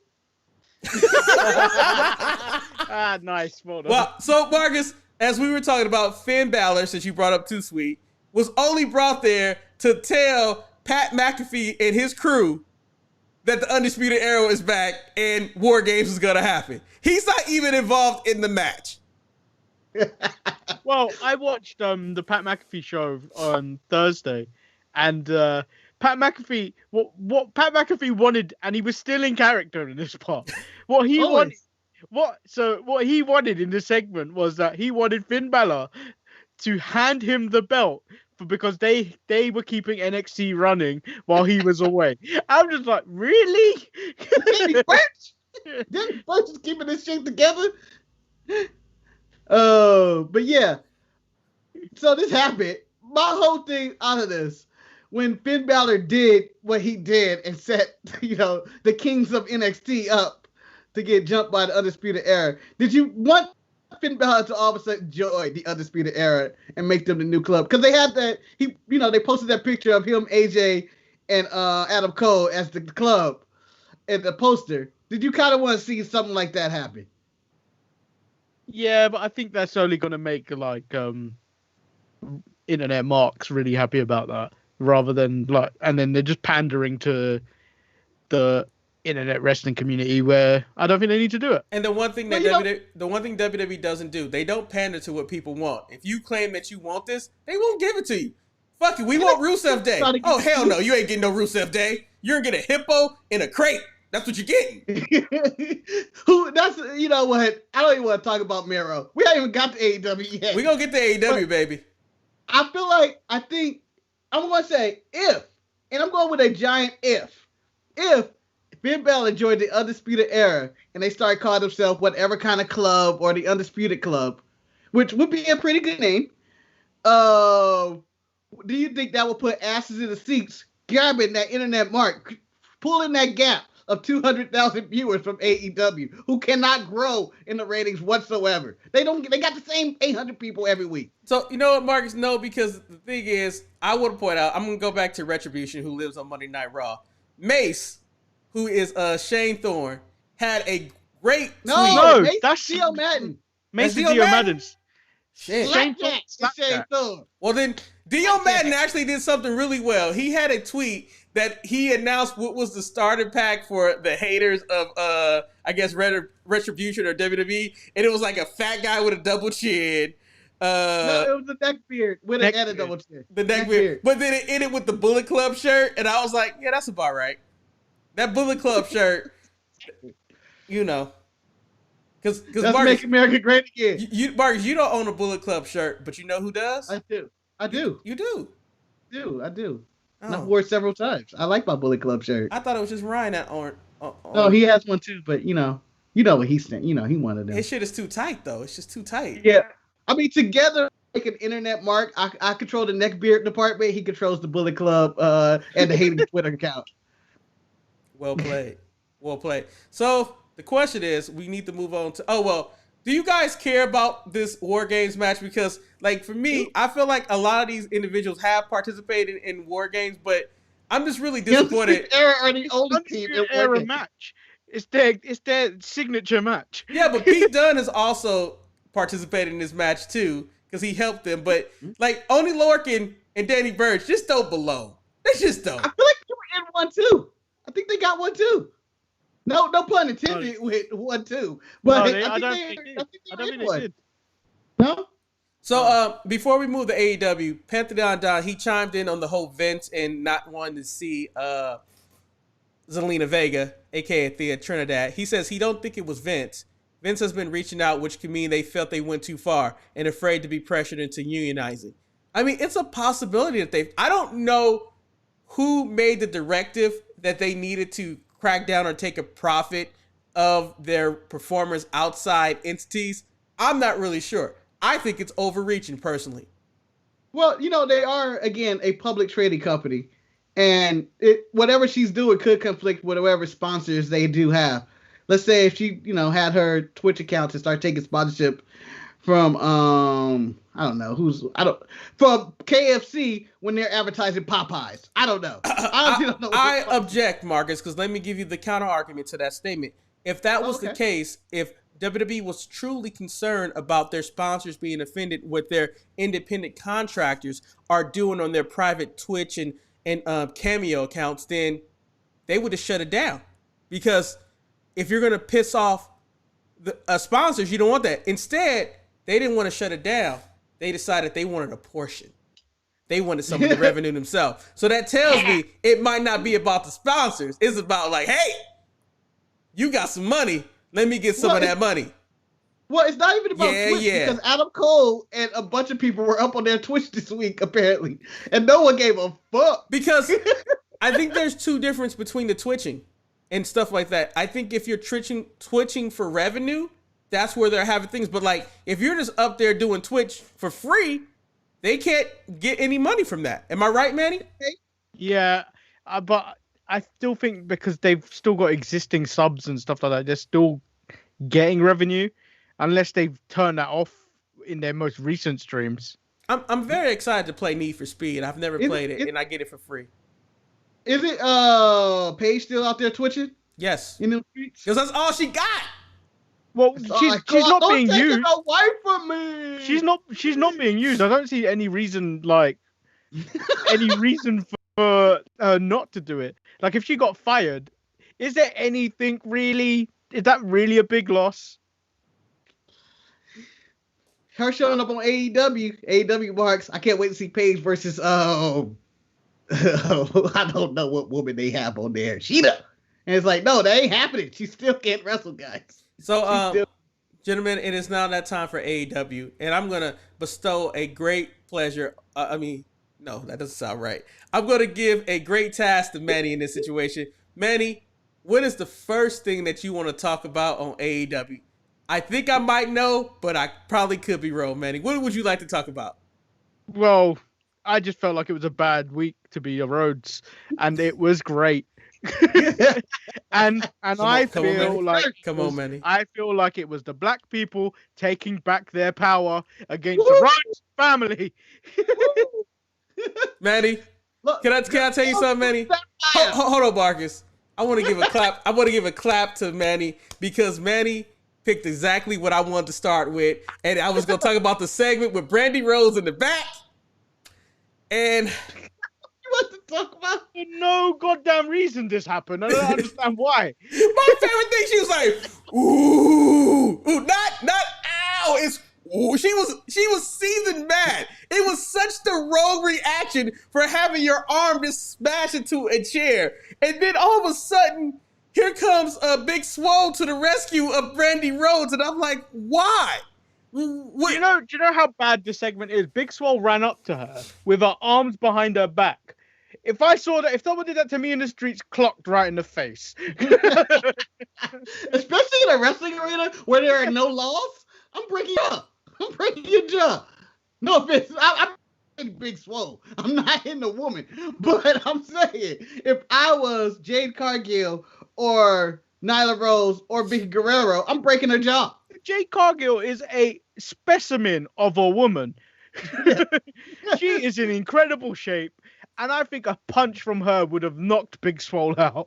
Yeah, I mean, but Big Swole was like, I ain't nobody's bitch, so I'm gonna fight too, man. So it's all good, like the aftermath of the segment, I was okay with. I'm okay with people coming to step up to stop, Miss Cargill from doing her trepidation in the back. But I just thought that Brandy's reaction of like she was powering up like she was Vegeta or something. I'm not really sure what her arm injury was. Eric, can we also point out that Cody could give two fucks about this happening to her? Yes, Manny. Let's just talk about. He goes out full pyro. Arn Anderson whispering about, yeah, that's how you gonna have to. Like it just. The guy was more concerned about flexing in his shack in his shirt on the Papa John's box. Damn, Papa John sounds kind of good right now.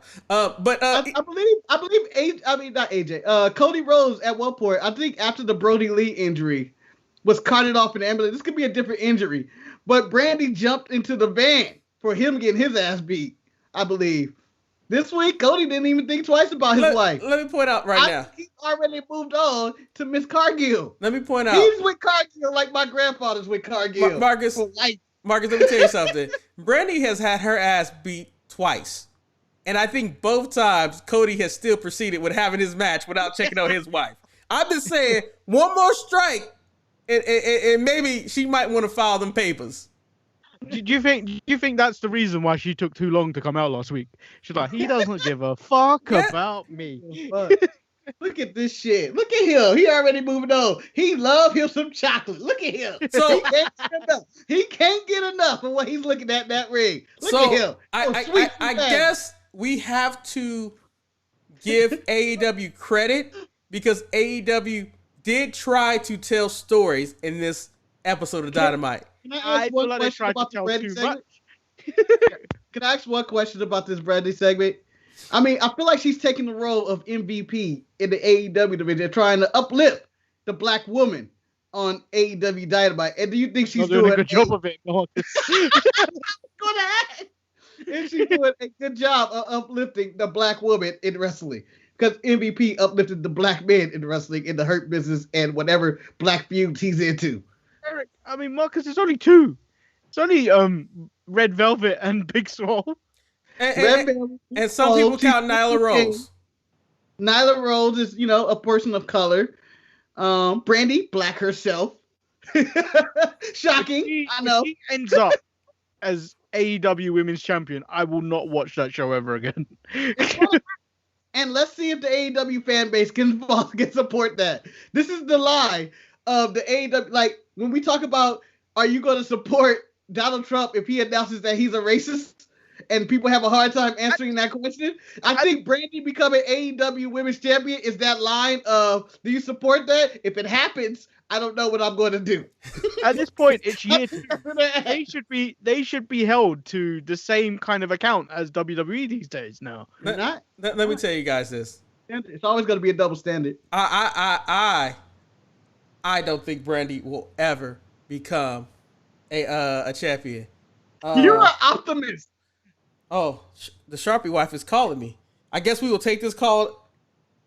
Shantae, you are on the live show. This is up first. You didn't wash what happened? No, I would prefer to have the smoked turkey drumsticks for the greens. That's what I would like. Because you said legs, and I'm like, I'm thinking he's talking about drumsticks. Yes. Okay. Say hi to all the listeners. Hi, hello. Sorry for interrupting. Maddie, do you have any questions? So we have her on right now. Hold on, we have a segment. Let me introduce this. Ask a black woman. Oh, okay. Yeah.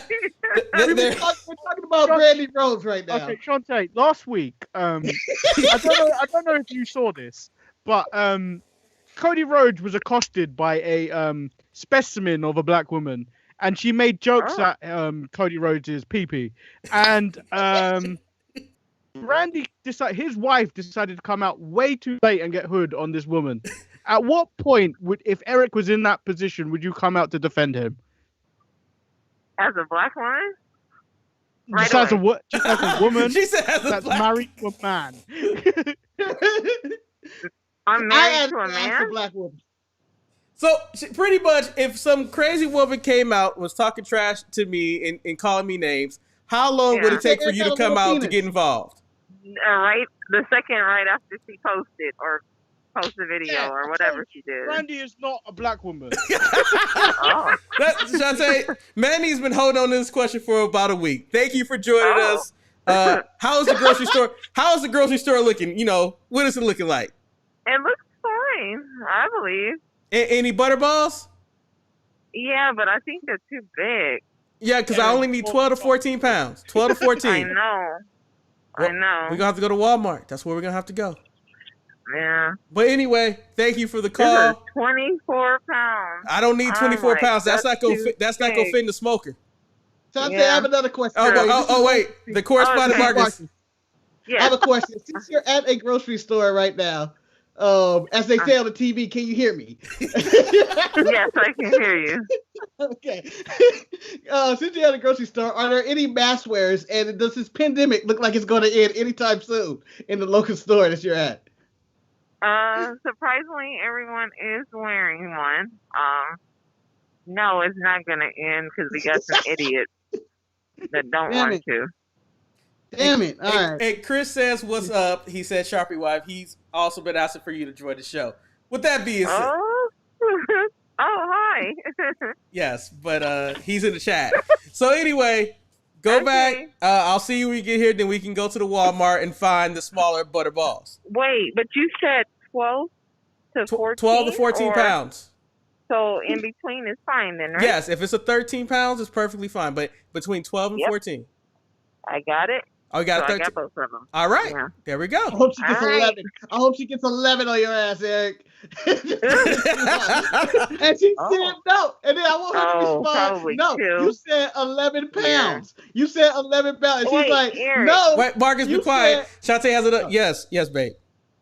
Did you want the cranberry slice? Yeah, I'm not gonna make homemade cranberry this time. No one cared about it. No one was impressed. Just get the can.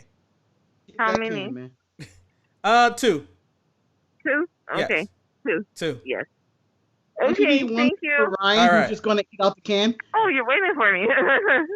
Yeah, no problem. Oh, all right. Okay. All right, babe. All right. Love you. Bye. Bye. Love you too. Bye. All right. And that's another edition of Ask the Black Woman on the show. Probably the first and the very last one. I asked that question like I was a reporter. Yes. But the thing about it, Manny, you were so ready. You even leaned into the camera. Was like, what's going to happen? And then the greatest thing about it, he even cleaned it up. Instead of saying dick, he said pee-pee. I was like, God. Eric, I don't know your wife that well, and I wanted to be respectful. You got class, man. You got class. I think that is probably the nicest I've been on this show. Chris would like to know, is Marcus and the other one not coming over for Thanksgiving? Ryan is showing up. Marcus is working, so I'm not really sure what Marcus is doing. Yeah, I will not be there due to the curfew and this damn pandemic. Like, I was thinking about making an earlier trip, going there, try to get a taste of something and, maybe get some cranberry out of a can. But I would not be able to even do that since I work at 11 a.m. now. And when do you get off? 12:30. Well, hopefully. Or 12, not 12. Well, my plan is to send a plate to you through your brother, but we've had plates not go missing when they go through. I'm only going to get a plate with broken foil. That's all I'm going to get. And Ryan going to be like, no, he didn't give you a plate. You're trying to say your plate is penetrated before but- you even get But to Marcus, it. I might And I deliver. want to see him sitting on the couch, stomach open, talk about with a toothpick in his mouth, talk about, nah, they didn't say nothing. And then he gonna be asking for money. That's what's gonna happen. I might deliver your plate personally, Marcus. It'll I be want okay. you to mail it via UPS. Mail me food. Mail my food to me personally. Okay. You didn't know, Marcus, because we're gonna make the smoked turkey, and then we're gonna try to grill a turkey too. We're trying to use both of our new inventions. Yeah. So back to it. We're talking about black people. Get a pig. You need to get the pig with the apple in it, bro. Back to AEW. Cody Rhodes, like you said, didn't care about Brandy. Didn't care about her well-being. Her arm might be broke off. I mean, hopefully it's not her good arm. And he decided he had a match teaming up with. The same. Huh? He still wrestled the same with a broken arm. Bad. He teamed up with Darby Allin to go against Ricky Starks and Brian Cage. Spoiler alert. Team Taz got their black guy. They got Will Hobbs. Marcus, are you okay with this? I mean, it's still a black man walking around with no shirt on. Well, I did the analogy. I don't know if it was on this show or the Untitled Media Market show when I described Will Hobbs as that damn barking dog that runs out there with a chair, who's just always late. That was last week. Yeah, so he's running out with his chair. This time the dog turned on his mascot. I mean, Will Hobbs ain't shit, and he's the bottom of the barrel right now. He's a terrible human being, but I believe he chose correctly. So how Cody could went through it for him. I've never heard Cody. Cody has never said thank you for all the times he's ran out to save him and Darby Allin. He's shaking his hand after each save, and I can see him mouthing thank you. He doesn't tell Brandy thank you or I hope you're okay, but he does tell Will Hobbs, hey man, thank you. Yeah, but I think Will Hobbs turned on him because he put Lee Johnson in the Nightmare Family, but refused to put Will Hobbs in there. And Will Hobbs has been stuck on AEW Dark, and he's had one match on Dynamite, and he's lost. It's outrageous. Manny, what is your take on Will Hobbs being a part of Team Taz? Well, at least he's not running around with a chair anymore. Well, we don't know yet. He might be the chairman. No, Team he put Taz. it down. He finally put that chair down. he picked up something else. He picked up gold. He hit a man with another man's belt. Who's wearing it for another man. Like, that's what he did right there. So I feel like that was out of nowhere though. Yeah, I mean it was a good shock value. It was like, okay, let me come back. It's like for me with the whole Jey Uso, what is Roman gonna do to Jey for losing? Now it's like, oh man, what's gonna happen now? Like, what is Cody's response, or are we gonna get an explanation of why Will Hobbs decided to buy in? You know, it's very interesting. Like Eric, I know what's gonna happen to Jey Uso. At Thanksgiving, he's sitting at a children's table. Damn, I really wish. Manny, that's what I want. You know what? I wanted Thanksgiving at the Garganos, but I want the Tribal Chief Thanksgiving. That's what I want. Who's gonna carve that turkey? Who's like? You need to have Naomi, the Uso. Damn it, WWE better shoot this shit. Eric, I want you know the what's Rock gonna of happen? You know what's gonna happen? He's gonna defeat Drew McIntyre on Sunday. Take his sword, and he is gonna carve that turkey with the sword. but still look disgusted at that charcuterie plate that's in the corner. Like, who the hell keep making this damn plate? It's gonna be the Rock's wife. The Rock's wife shows up, but not the Rock. But can I ask a question? Is that the end game? Is this truly the end game that we get one last match between Roman and the Rock for the Battle of the Tribal Chief? Like, well, I think that's what they're leaning to, and there's also this massive rumor going around that Big E's one of the favorites to win the Royal Rumble, which I don't think is going to happen. I think they're going to lead to the money match of Roman versus The Rock. I think that's where you have to go. I got several routes for this. You know, I would even go with Edge versus Roman before I go Big E. If he's back, I think they're doing Edge versus Randy again.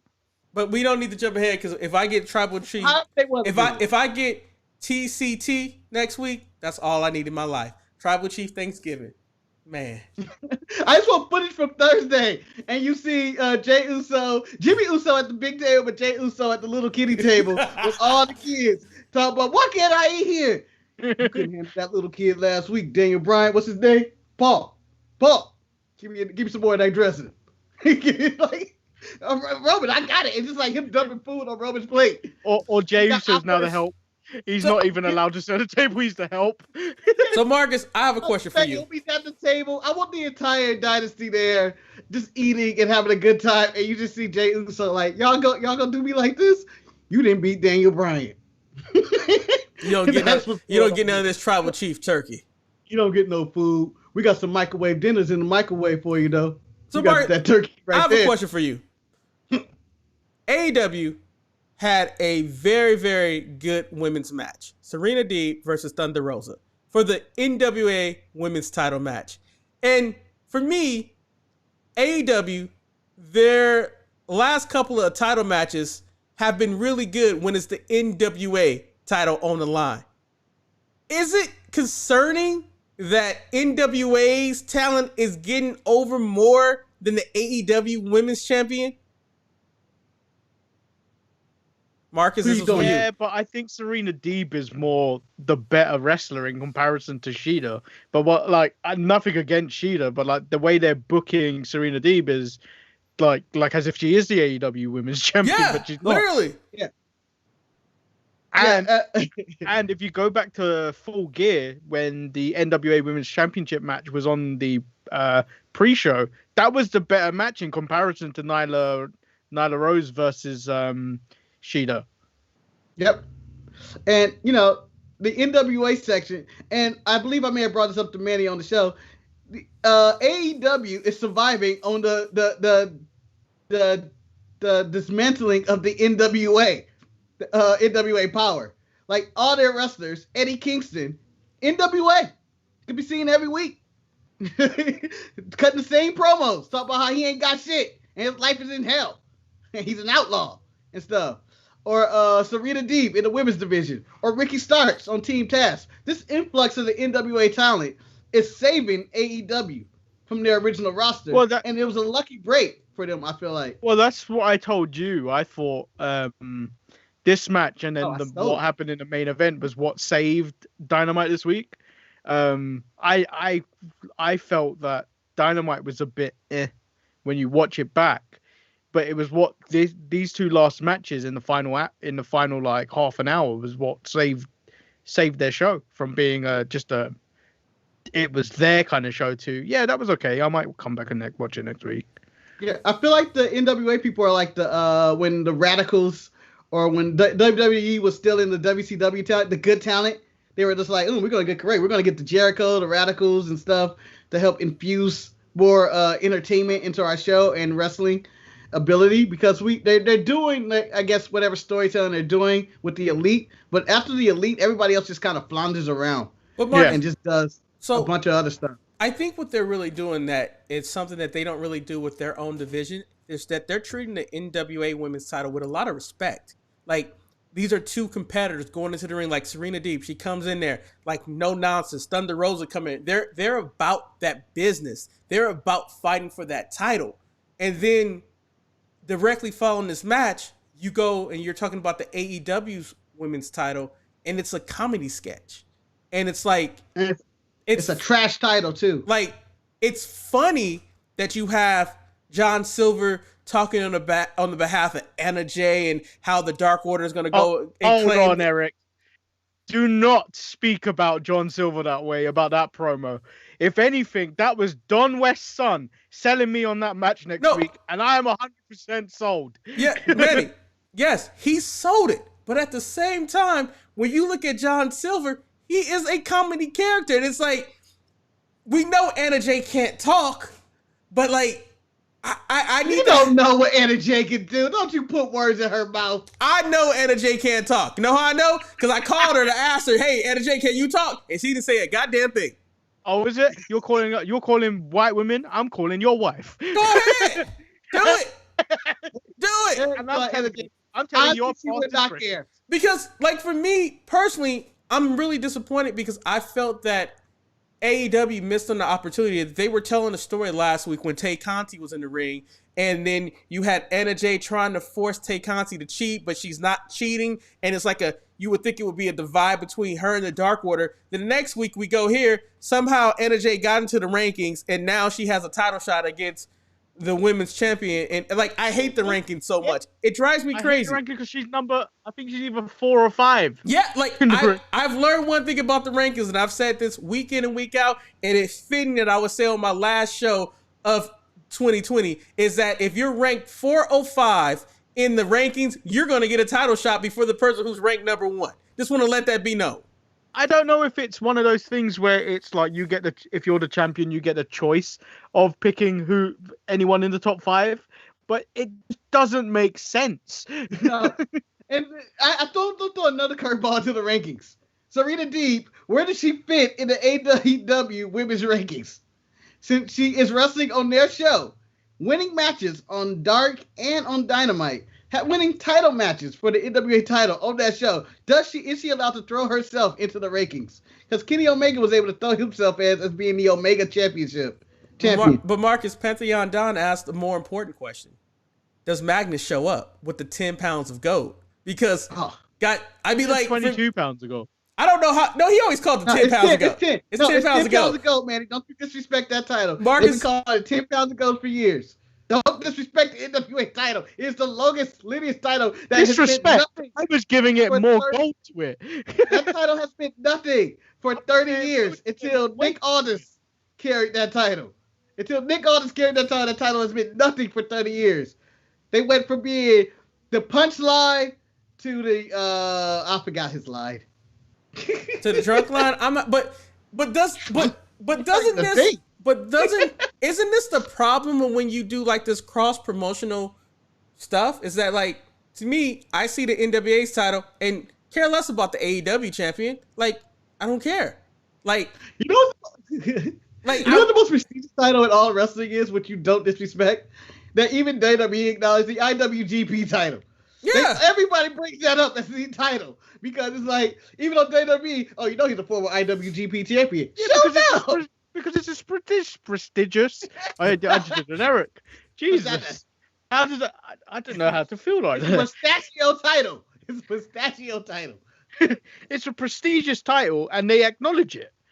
Yeah, everybody acknowledges that title. And the fact what you have to go through to get that title and what you have to do to keep the title is quite impressive. I respect the IWGP. I feel like as a wrestler, I need to have an IWGP title. Like, if I put that on my belt, that's why the AEW championship kind of looks like the IWGP title. It's a knockoff. But yeah, put respect up. I mean, they need to go away. They need to merge the titles. Just use the NWA Women's title as a title. I mean, at this point, because Sheeta has nothing. She has nothing on this. Sheeta's solid in the ring, but she ain't got nothing on this. So what Thunder Rosa and Serena Deeb was doing. So, like, their whole women's division is trash on AEW. Now, well, what did you make of, because I said it took away from the match, but Britt Baker actually interfering in the Thunder Rosa and Serena Deeb match? It hurts their title even more because Britt Baker's going after the NWA title. Yeah, it's like, it's really weird because, like, why does Britt Baker care about what 2 women from NWA is doing for an NWA title? Like, that should have no relevance to her, like, at all. And I mean, like, I guess it segues away into a feud because now I guess it's going to be Thunder Rosa, but you have to ask the question is Thunder Rosa an AEW employee or is she an NWA employee? Because we haven't got the picture where she says she's all elite. So it's just, it's where, to me, this is where I feel like that cross-promotional promoting, it gets very convoluted and you have to do it right to make it make sense on the camera. And okay, but I just have one question, just one. And Eric, and I know Manny, you and Eric both like Sheeta and stuff. Why is Britt Baker not their champion already? I don't think she's like fully 100% recovered from her injury. You don't have to be good. You don't have to be good in their women's division. I know, but they haven't out there for weeks. They haven't even been putting any focus on her really since she's like had that match with Swole. I mean, yeah, I don't understand. She is the best talker in their division. She put asses in the seats. People seem to like her. The Dennis gimmick is working. Her and Reba are hilarious at times. It seems like she should be. No, they call her Reba. I don't care. I don't He care. calls her Reba, so everyone else calls her Reba. Yeah, I'm calling her Reba. Her mama named her Rebel. I'm calling her Reba. I don't care. She should be their champion. And yes, it is still a joke division, but yet she would be the most entertaining person with that title. I think it's because she's fragile. And I don't think they care about that. well, considering that, like, yes, the AEW Women's Champion doesn't wrestle for 13 weeks. I don't know, Marcus. I can't answer that question. I really can't. Moxley wrestles once every 2 months and just cuts promos backstage about his pregnant wife. That's all he do. Like, he don't really show up for a lot. That's all you gotta do with Britt Baker. Have her cut promos, and she don't actually have to work. And AEW sorted out their audio this week. Well done, AEW. Here it is. You got many points. Achievement unlocked. Oh no, Can I say they have a point for me because I thought, I mean, I know people were talking about, I think his name is Little X, the director. I thought the vignette that they did for Revolution. Director Little X. Director X. Yep. Whatever it was, that's Lil Nas X. That's no, never mind, that's different.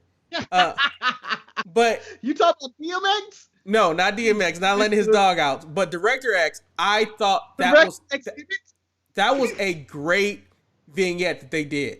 I thought it told the story of AEW. I mean, I thought it featured Cody a little bit too much, but at the end of the day, I thought it did a really good job. Marcus, you're shaking your head. Do you disagree? Yes, I 100% disagree with this. Okay, it was well done, put together, bravo. And you know what? Director X did a good job in expressing what AEW is all about. However, Eric, this is where I disagree with this is a good vignette. This vignette looked like it was a victory. It's like they were celebrating something. Like they've beaten somebody. That they've conquered the WWE. That's what it sounded like. They ain't got more than the same viewers they had when they started. In fact, they even lost viewers. They ain't did shit but beat NXT 3 weeks in a row. So to declare victory, like they were in this video, like, we've overcome the giant. We've overcome the obstacles. We're the #1 wrestling brand in the world. Y'all can't even scratch Wrestle Kingdom yet. Get out of here. Marcus, get out of here. Marcus, I totally disagree with you. Bailey brought more fighters to you. Marcus, I totally disagree with you. Ass down. Marcus, sit their ass down. Marcus, let me tell you something, and I mean this with all due respect. So you mean it's very disrespectful. Marcus, if we were AEW, we would do the same thing because we do it now. Marcus, we act like we're the biggest podcast out there. We celebrate the friends that we have like we're at the top of the world.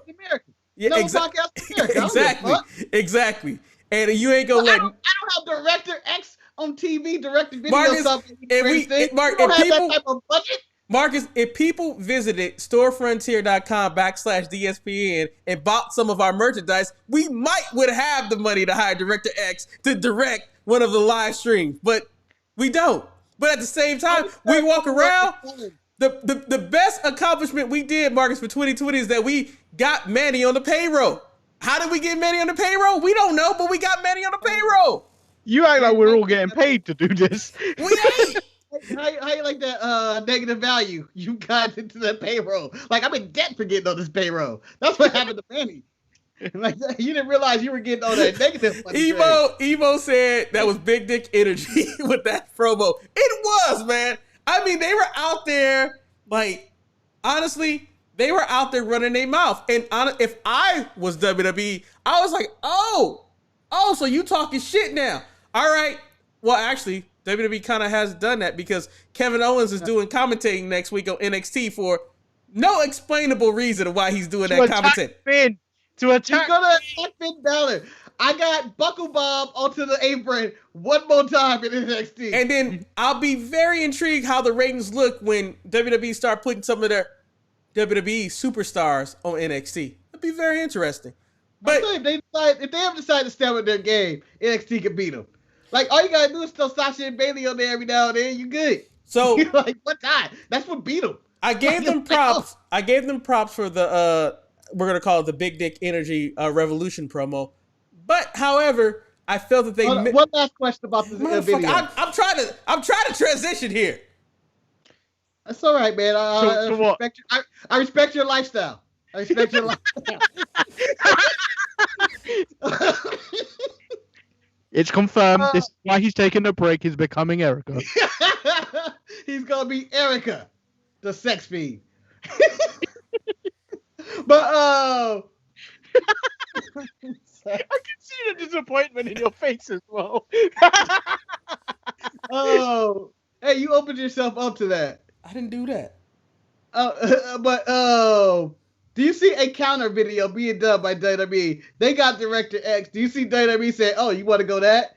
We're gonna pay a real director. We're gonna get movie director for this." No, because Marcus, WWE commercial. you know why, Marcus? Because WWE doesn't have to spend that money because they have very good directors on their payroll already that makes great vignettes. They don't have to go out there.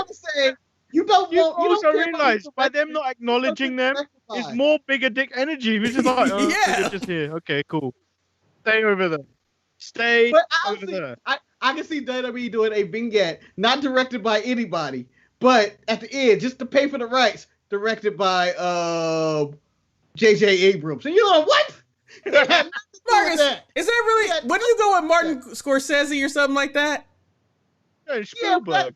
Yeah, that's too big, and I would say that's a little bit more. It's more believable with J.J. Abrams because Eric, he has that comic book kind of Scott? sci-fi kind of deal. Eric, do you know what I'm having opening that shot? What? I'm having Cameron Grimes riding the bicycle with someone in the basket like E.T. Going to the moon, baby. Going to the moon. But as I was trying to transition, as Marcus called it, or I was trying to change the topic. You're the one that said you were transitioning. I'm still transitioning, goddammit. The thing about it is, hormones not working out for you, are they, Eric? with that being said, are coming in nicely though. You know, I'm not gonna do that to you guys. I'm not gonna end it that way.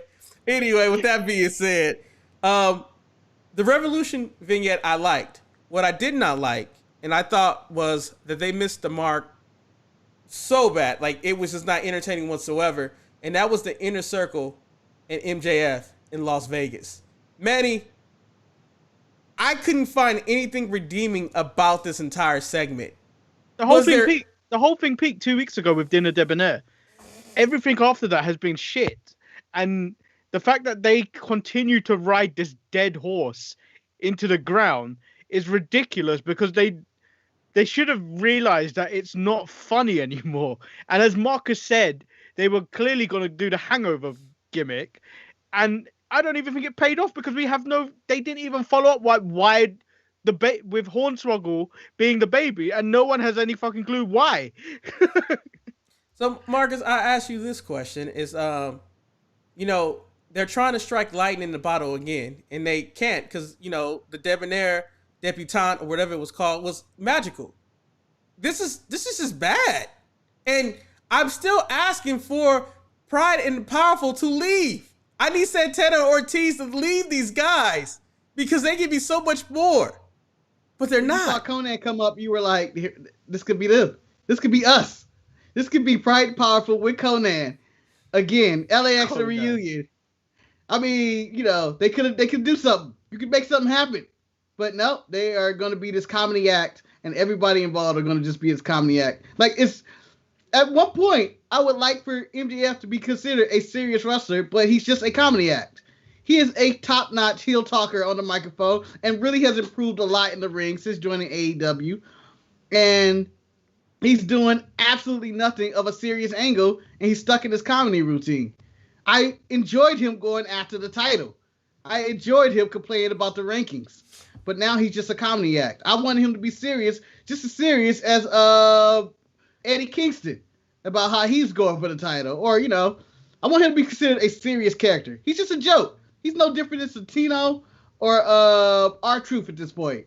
All of them. Bunch of R-Truths. A faction of R-Truths. Yeah. Who can't deliver as consistently as R-Truth. For 50 years, that man has been delivering. And he's inspired by his hero, John Cena. Had to age one day. Taught him everything. So then we move I told over. You, Vaseline and believe. Vaseline on your face and believe. That's the greatest thing ever. I asked him how did he stay so young. He said you have to believe in yourself and put Vaseline. Like, that don't make sense. Like, I'll be yelling at him. So a couple more things that we should talk about when it comes to AEW, because we still have to pick I have to play the video that I don't know about, and then I have to make my picks for Survivor Series. I totally forgot that this is the big time for the big players to come out and play, and I totally been so distracted. So my apologies. Eric, just so you know, if you think you're trying to run away with this title, if you will have to defend, the winner will have to defend it in the greatest wrestling quiz ever. Manny, when I win, I'm willing to defend my title anywhere, in any place. Because I'm going to win. I feel like you're going to Lesnar it. Take your title and go home to your farm. Like you're going to pull a full Thanos. Oh, they have to come. They have to come to Upland to get me, baby. Come to Upland. And then you're going to have let's go with Grushberg, just chop off your head, then walk off. It's done. He's still champion, huh? More people. So why not, Manny? Why not? So Marcus, can you explain to me the dynamic between the Blade, the Butcher, Pac, Kingston, and now Pentagon and Ray Phoenix? What the hell is going on, Marcus? Well, I'm going to say that Eddie Kingston believed Penta was a more savage human being than he actually is. He is a civil family man who may occasionally whoop his brother's ass. He doesn't understand that dynamic that they have, and that blood is thicker than water. That's what happened. I don't know what Eddie Kingston thought he had in this relationship with Penta, that he would turn on his own blood for him. But I don't know his best friend, Marcus. That's his best friend. I don't know where Pac fits into this at all, but it seems like the Blade has his number. It could go either way. It could go either way in each time they fight. And I don't feel like it should ever go that way. Like, the Blade should not be on Pac's level. Pac is a main event wrestler. The Blade has not won a match. I have never seen him win anything. Manny, do you have... Oh, Mark's still going. No, I'm done. Manny, do you have anything to add to that? I don't really understand it, and this whole Death Triangle thing. They could have just moved on from this, and we wouldn't have had to care, because like it's not like the Death Triangle thing really took off. Like it kind of ended when it started, because Pac had to take his long break away. No one would have remembered the blood tie. They could have went away like their blood and guts match. It was gone. It's gone. It's in the wind. So another faction has created, because you know, if one person does something, the other person has. So the Shield, the final member of the Shield, just kind of nonchalantly announced that his wife, beloved Renee Young, was pregnant in his promo. He was later laid out in the night by some unsuspecting foe doing a contract signing with Kenny Omega. Interestingly, someone raised a really good kind of comparison. It could be just a load of bullshit. So the way Moxley was laid out was in the same remnants of the tarot card, the Hangman, implying that it was Hangman Page that took him out. Which is an interesting theory. Just put it out there. It's an interesting theory. Put that much time into the way he's laid out. Wrestling marks. Real Mark Wahlbergs over there will do that. I'm just saying, like, you know, people who take time to record a wrestling podcast that might have too much time on their hand, they put that stuff together, man. I'm just letting you know. I mean, someone who was recording a wrestling podcast over getting sleep might do something like that. Sherlock stay-at-homes is doing this investigation by pausing and going, he's laid out like a tarot card of a hangman. I just put two and two together. I don't know what it was this week, but maybe Kenny Omega wearing a suit. The cheerleaders didn't bother me as much doing their tired dance moves as he came out for the contract. I just don't think Kenny gives me anything on the microphone enough to... This was not his worst. And it was probably his best that he has been. But he just didn't give me anything. I need him to get some of that, as they call it, that big dick energy that they have from their promo to make me really believe that he's doing what he's doing. Marcus, go ahead, Manny. I thought the whole segment fell apart the moment that Mox didn't come out. It was just like, it felt like Kenny was free, like ad-libbing the moment. Like, it was like, oh, he's not coming out. Okay. I'm going to still sign this contract. No one told me. I'm an AVP. No one told me he was laid out. I'm just going to business as usual. And like, for me, I think the thing that I found kind of interesting is that, like, if you knew you had this contract signing, why did we need the promo from Moxley earlier tonight? Because he could have just easily came out and said what he said to the live audience. So I don't know if I care for that. But the true talk of No, the town, he had to tell the world Renee was pregnant, Eric. Because that's all I got from that one. That promo made no sense to me. My dad told me I was a good guy. We're the good guy. It was very racist. you know how Bailey found out that Renee was pregnant? It was that Renee was trying to text John, but somehow she texted Bailey, and they were laughing about it on Twitter. Inside baseball. Which makes me think she saved her husband as Bay. Well, I'm assuming he texted Bailey to go, I don't know how he's going to take this. Or John may want an abortion. We can also assume that maybe Bailey's first name is Joan. I don't know what her first name is. Pam. It's Pam? Pamela. Damn, then I don't know. Wait, but well shit. Well, never mind then. I ain't got nothing for that. So AEW Dynamite had what they started the show off with. As they try to get more people of color into their corporation, you had the Young Bucks, Matt and Nick Jackson, going against Top Flight, Airwolf, Darius Martin, and Angel Dorado, Dante Martin, who are brothers, who fly around, who wrestle a lot like the Young Bucks. Marcus, who fly around? Yes. Sorry. Do not give any fucks about this one. This description was just like, I'm done with this. Takes flight. Eric's notes. Didn't even watch the match, and he's going to guess what they do. The name Top Flight.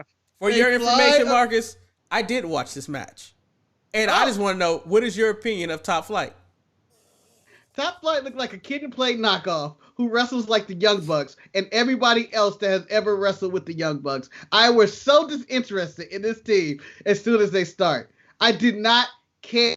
I felt like they were a knockoff Rascals. I felt like that they just exist just to exist, and I do not care. I feel like they were taking a private party's job. I just felt there was a lot of emotions of me just not caring about who Top Flight was and what was going on in this match, because I don't believe them. I felt they have other tag teams, such as the Hybrid 2, that made their entrance to attack. I didn't need another tag team that flippity do in AEW. You have enough of these flippity doos. Give me some monsters. Give me some technicians. FTR is gone for some reason. Give me something new. I am tired of seeing the same Young Bucks match. I enjoyed it when I watched them twice or 3 times a year when they were in Ring of Honor and wrestling in New Japan. But seeing this shit every week, god damn it, I don't need it. I don't need it. So I don't know what you going to do. I just felt like doing a house party reference because that's what they reminded me of. Kid and Play. Like all they were doing, the Young Bucks were, Young Bucks were Kid and Play, and Top Flight was Tisha Campbell, and I forget the name of the black girl she was dancing with, and I feel like that's what I was watching. That scene from House Party when they're dancing against each other. I'm done. The only thing they got going for them is their age, and because they're really young, they can knock off this indie kind of vibe they have to themselves. Because like everyone on that AEW roster, with exception to I would say FTR, who are not even on their roster anymore, I believe, are that they all are the same. They need to change up styles because that's all their tag division is just kind of the same like guys doing the exact same stuff. All right, I'm gonna pin to this. The Butcher and the Blade, by the way. I'm gonna pin this because I didn't. What do you mean that FTR is not on the roster anymore? Oh, they might be gone. They might be gone. Yeah. Really? They dropped the titles to the Young Bucks because, and then after they sent out a tweet, this has been a fun ride with this company and all that, and top guys out. They may be going to Japan or Impact or something. They plan on running a circuit. Eric, your exact face is the exact same face I made when Marcus told me this. Yeah. Like a few weeks ago. So the top guys are out. That's why you didn't hear any brief mention of FTR, and you haven't seen them. I was wondering where they were at. Wow. They're not going for their tag team titles. They might be out. Wow. The best I would love for them to randomly show up on NXT and be a part of Pat McAfee's team over Danny Burton and just completely replace them and act like that never happened. Like the new NXT tag team champions is FTR or the Revival, and they pretend like they never left. I just want to point out them going back to NXT just like more salt to the wound of AEW. Y'all ain't shit. Like that would be, to me personally, because I thought FTR really changed the whole dynamic of tag team wrestling in AEW. I thought it was a must needed influx into that business, into that company, and them going back to if they went back to NXT, it would be like I don't know if they go back to WWE. I know they're not going back, but I'm just saying it would be very on the same line of like Kevin Nash and them like oh, we win here. These are the new up and comers, but they ain't shit.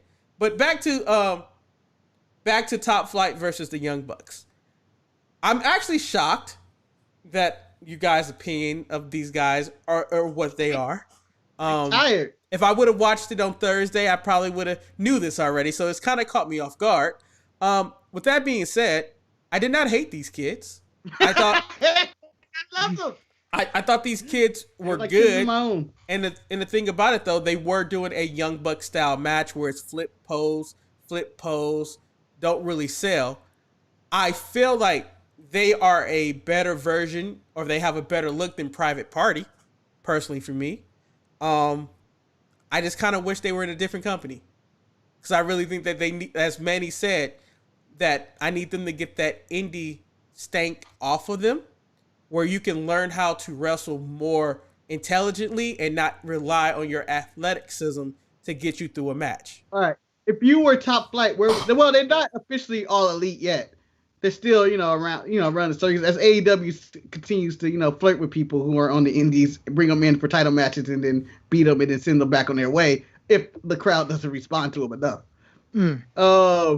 Where would you like to see them go? Because I wouldn't want to see them in WWE, because WWE don't give a damn about no tag team wrestling.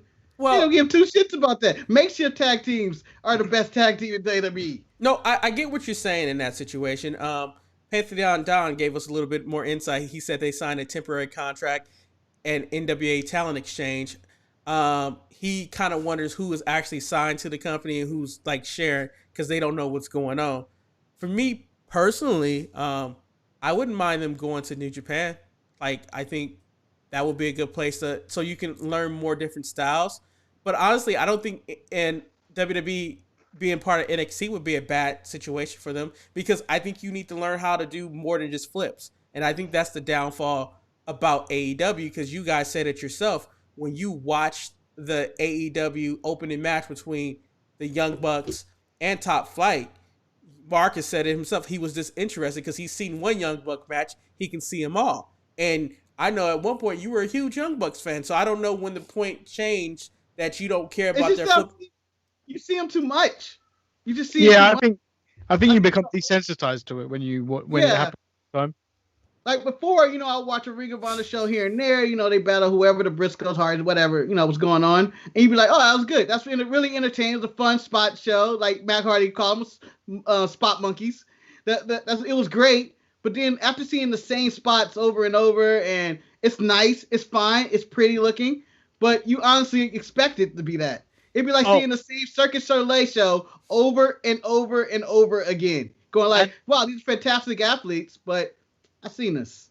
And now, while we're on the subject of like where people are signing, Tony Khan was asked about why AEW haven't signed, or are they going to sign Tessa Blanchard?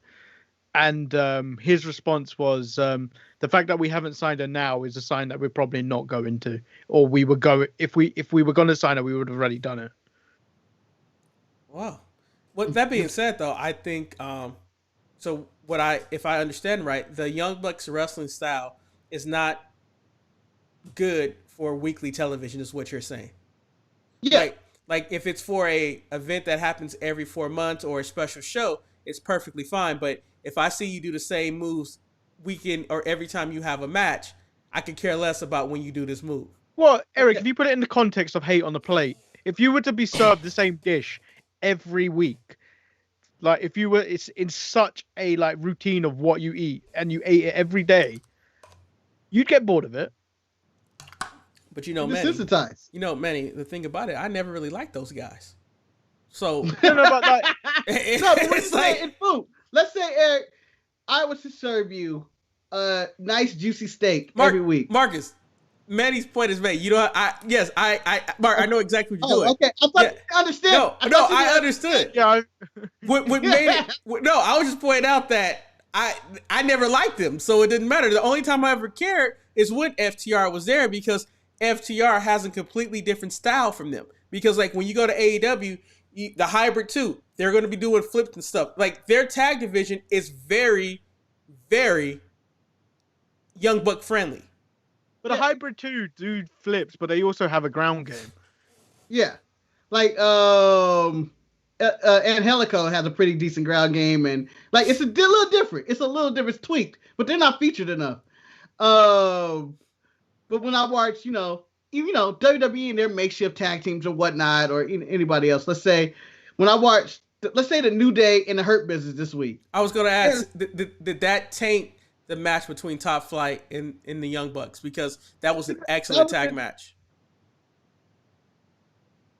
Yeah, to me, it was psychological. They stayed within the rules. It was psychologically sound. They had a tremendous match. Even though Cedric fell off and almost broke his neck 8 times in the same spot, it was still hella entertaining. And then when you see that tag match, it's a little different from their 8-man tag this week, where they had with Ziggler and Roode and stuff. Like, it's switched up. Or when they fight the Usos, it's a little different as well. And I just feel like there's not a switch up in some of these matches. Well, like, there also needs to be some type of discipline in these types of matches, which I feel like you get a lot more from WWE when they tell you, don't go balls to the wall on this one, save it for the money show. Well, yeah. I think the problem, I think it goes back to the whole cooking reference, is that the tag division at AEW is like having a steak every day. And sometimes you don't want steak. You might want a piece of fish. You might want a pork chop. Hell, you might want chicken. And they don't have that type of variety to choose from. It's like, all we do is this, and this is all that we have. And I think in the long haul, as Manny calls them, the marks might eventually get fed up with it, and then they might start calling them out. So, Yeah, but you never know. But I just feel like they don't change it up. They need to change it up and have just different opponents. Like my favorite tag matches in AEW, other than the one they had with Hangman Page and the Hangman Page, Young Bucks and Kenny Omega, which I think was their peak. That was a masterpiece of a tag match that they did. They didn't follow any rules, but it was tremendous. One of the match of the year candidates. But I don't know if you can get better than that one. That was the best version of what they do. And you see it, and it's just these other teams that aren't as good. And they're doing the same stuff, and it's just not like, Well, there's the other thing of, like, as I said on Thursday, was at no point during this match did I know who the legal man was. No. That is also true. Yeah, there was no rules. It was just going like, there's Matt, there's Nick, I also didn't feel like they gave enough background story to the Top Flight. I thought you could do more. Like, why are they having this prestigious match against the champions of AEW? Like, it just, like, I felt like there was something there. There was something there where they said they sent Matt and Nick a Instagram message or something. DM, something like and that. said, "Can you look at our highlight package or something along those lines?" And they did a small video package about them, but it didn't equate to let's give them a title shot. Like my whole thing about it just kind of felt like the whole thing that they were riding on was the whole momentum is that when the Young Bucks had a fight against another up and coming young African American team, the Young Bucks lost, and I think that they were keeping that theme to go with everything. Young Bucks can't handle black wrestlers. Yeah, I mean, whatever. But that's the weakness. Our only weakness is the melanin. So what I'm gonna do is I'm gonna play the video right now that is submitted for Survivor Series. Oh wait! Before you do that, Eric, me and Marcus both currently are. I don't know if you've started, but I'm nearly finished it. Started reading or listening to the Young Bucks book. Are you gonna even bother? No. Wow. That's a good, quick answer. Did you guys want me to? It's an interesting take. You get a little bit behind the scenes. I mean, I could, but I'm actually listening to another book series, so like that's what I'm driving in with. And then it's almost December, so book 4 of the At Ember and the Ashes series come out, so I'm very excited about that. I'm still on book 3. I never got to book 3. Hey, but Marcus, you're farther than some people that I know, man. I mean, what shit. book is that? At Ember and the Ashes, man. Hey, we're trying to come back from the ashes. Come back. after her devastating arm injury. All right, so Manny, I'm gonna play the video. At the conclusion of the video, I guess you become Commissioner Manny, and I will have my picks. I guess I will have to make it on the fly. I apologize that I didn't have time to make a video, but I will point out it's been a pretty hellacious period in life. To be fair, Eric, I wasn't expecting you to make a video because I wasn't going to make a video on this either. Yeah, you're going to shoot on this promo right now. You're going to do it live. I know. I do mine live to tape, man. I do mine live to tape. Cut to the video, and we're going to be off camera. Are you going to cut to that? Yeah, but I think they can still hear us, Marcus. I'm going to mute my microphone and use the restroom. Okay. So let me drop the video on there. I'm about to drop it right now. Right to me. Here we go. Wait, hold on. Let me. You know what? I didn't realize that I messed up because I have to turn off the overlay. All these overlays that are on. All right, here we go. I thought you had one overlay on. Sharpie Nation, I didn't die at the docks. Can't hear anything. Do not fall for those rumors, that fake news, that Wes Is it played? and his It is. disciples spread. No. Hold on, because I'm about to do this multiple ways. I have to play the video live for me. You know, sometimes when you good plans don't work out the way that you think they were. You know, Marcus is making it to the bathroom though. All right, so let me try it this way. So the audio. Eric, you know we're in a corner. That's okay. Sharpie Nation, I didn't die at the docks. Do not fall for those seems like it's rumors, paused. that fake news, that Wes and his disciples spread. No. I didn't die at the docks. And since I've been back, Is anyone saying anything in the chat? No. The stocks.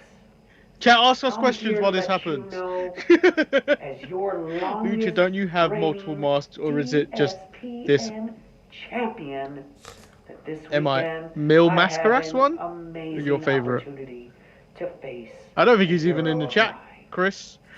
Beef Lee, the tribal beef. You know, for Okay, he can answer it on a later date. For the audio people, Uh, they don't know what this is going on because I don't know. You're I haven't about to heard, be so I have to go sex this way to hear what he's saying. loser. He's talking shit about me, I think. Wait, are you using But eCam? I just want Yeah. you to know something, Eric. Did you unclick the video to say sound on? Very dear to me. I did. As I believe in the dream that you set out years ago. So you're gonna look at it via your Sharpie phone? Nation. I believe in Sharpie Nation. But Oh, I more can hear it. importantly, I hear him now.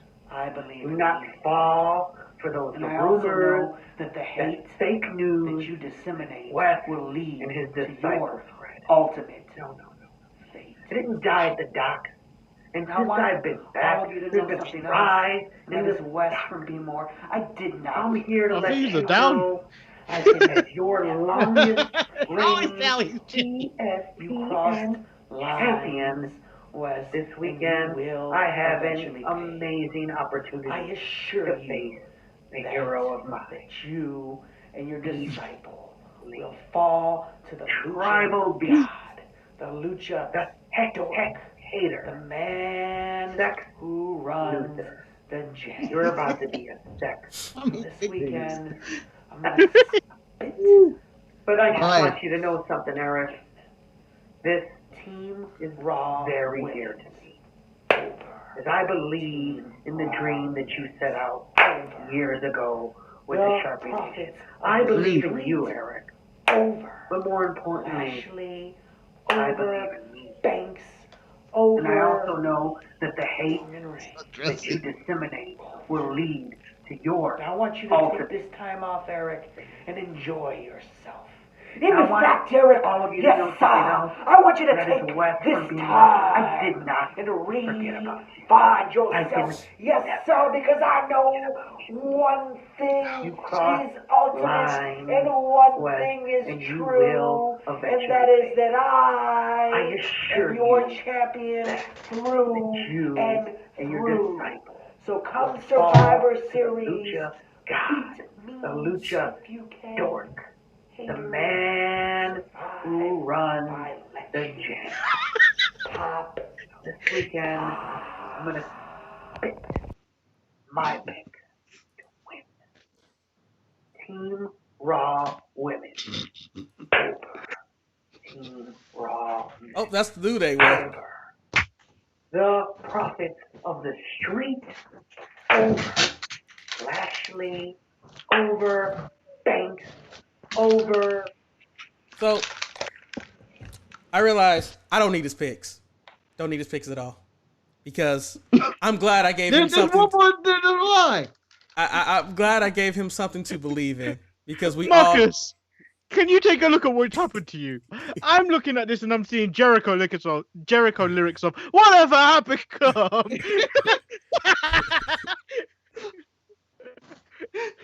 I just felt like in a promo, Manny was gonna keep adding stuff like his sunglasses. I was like, I'm gonna overdo this. Manny had to become, his commissioner.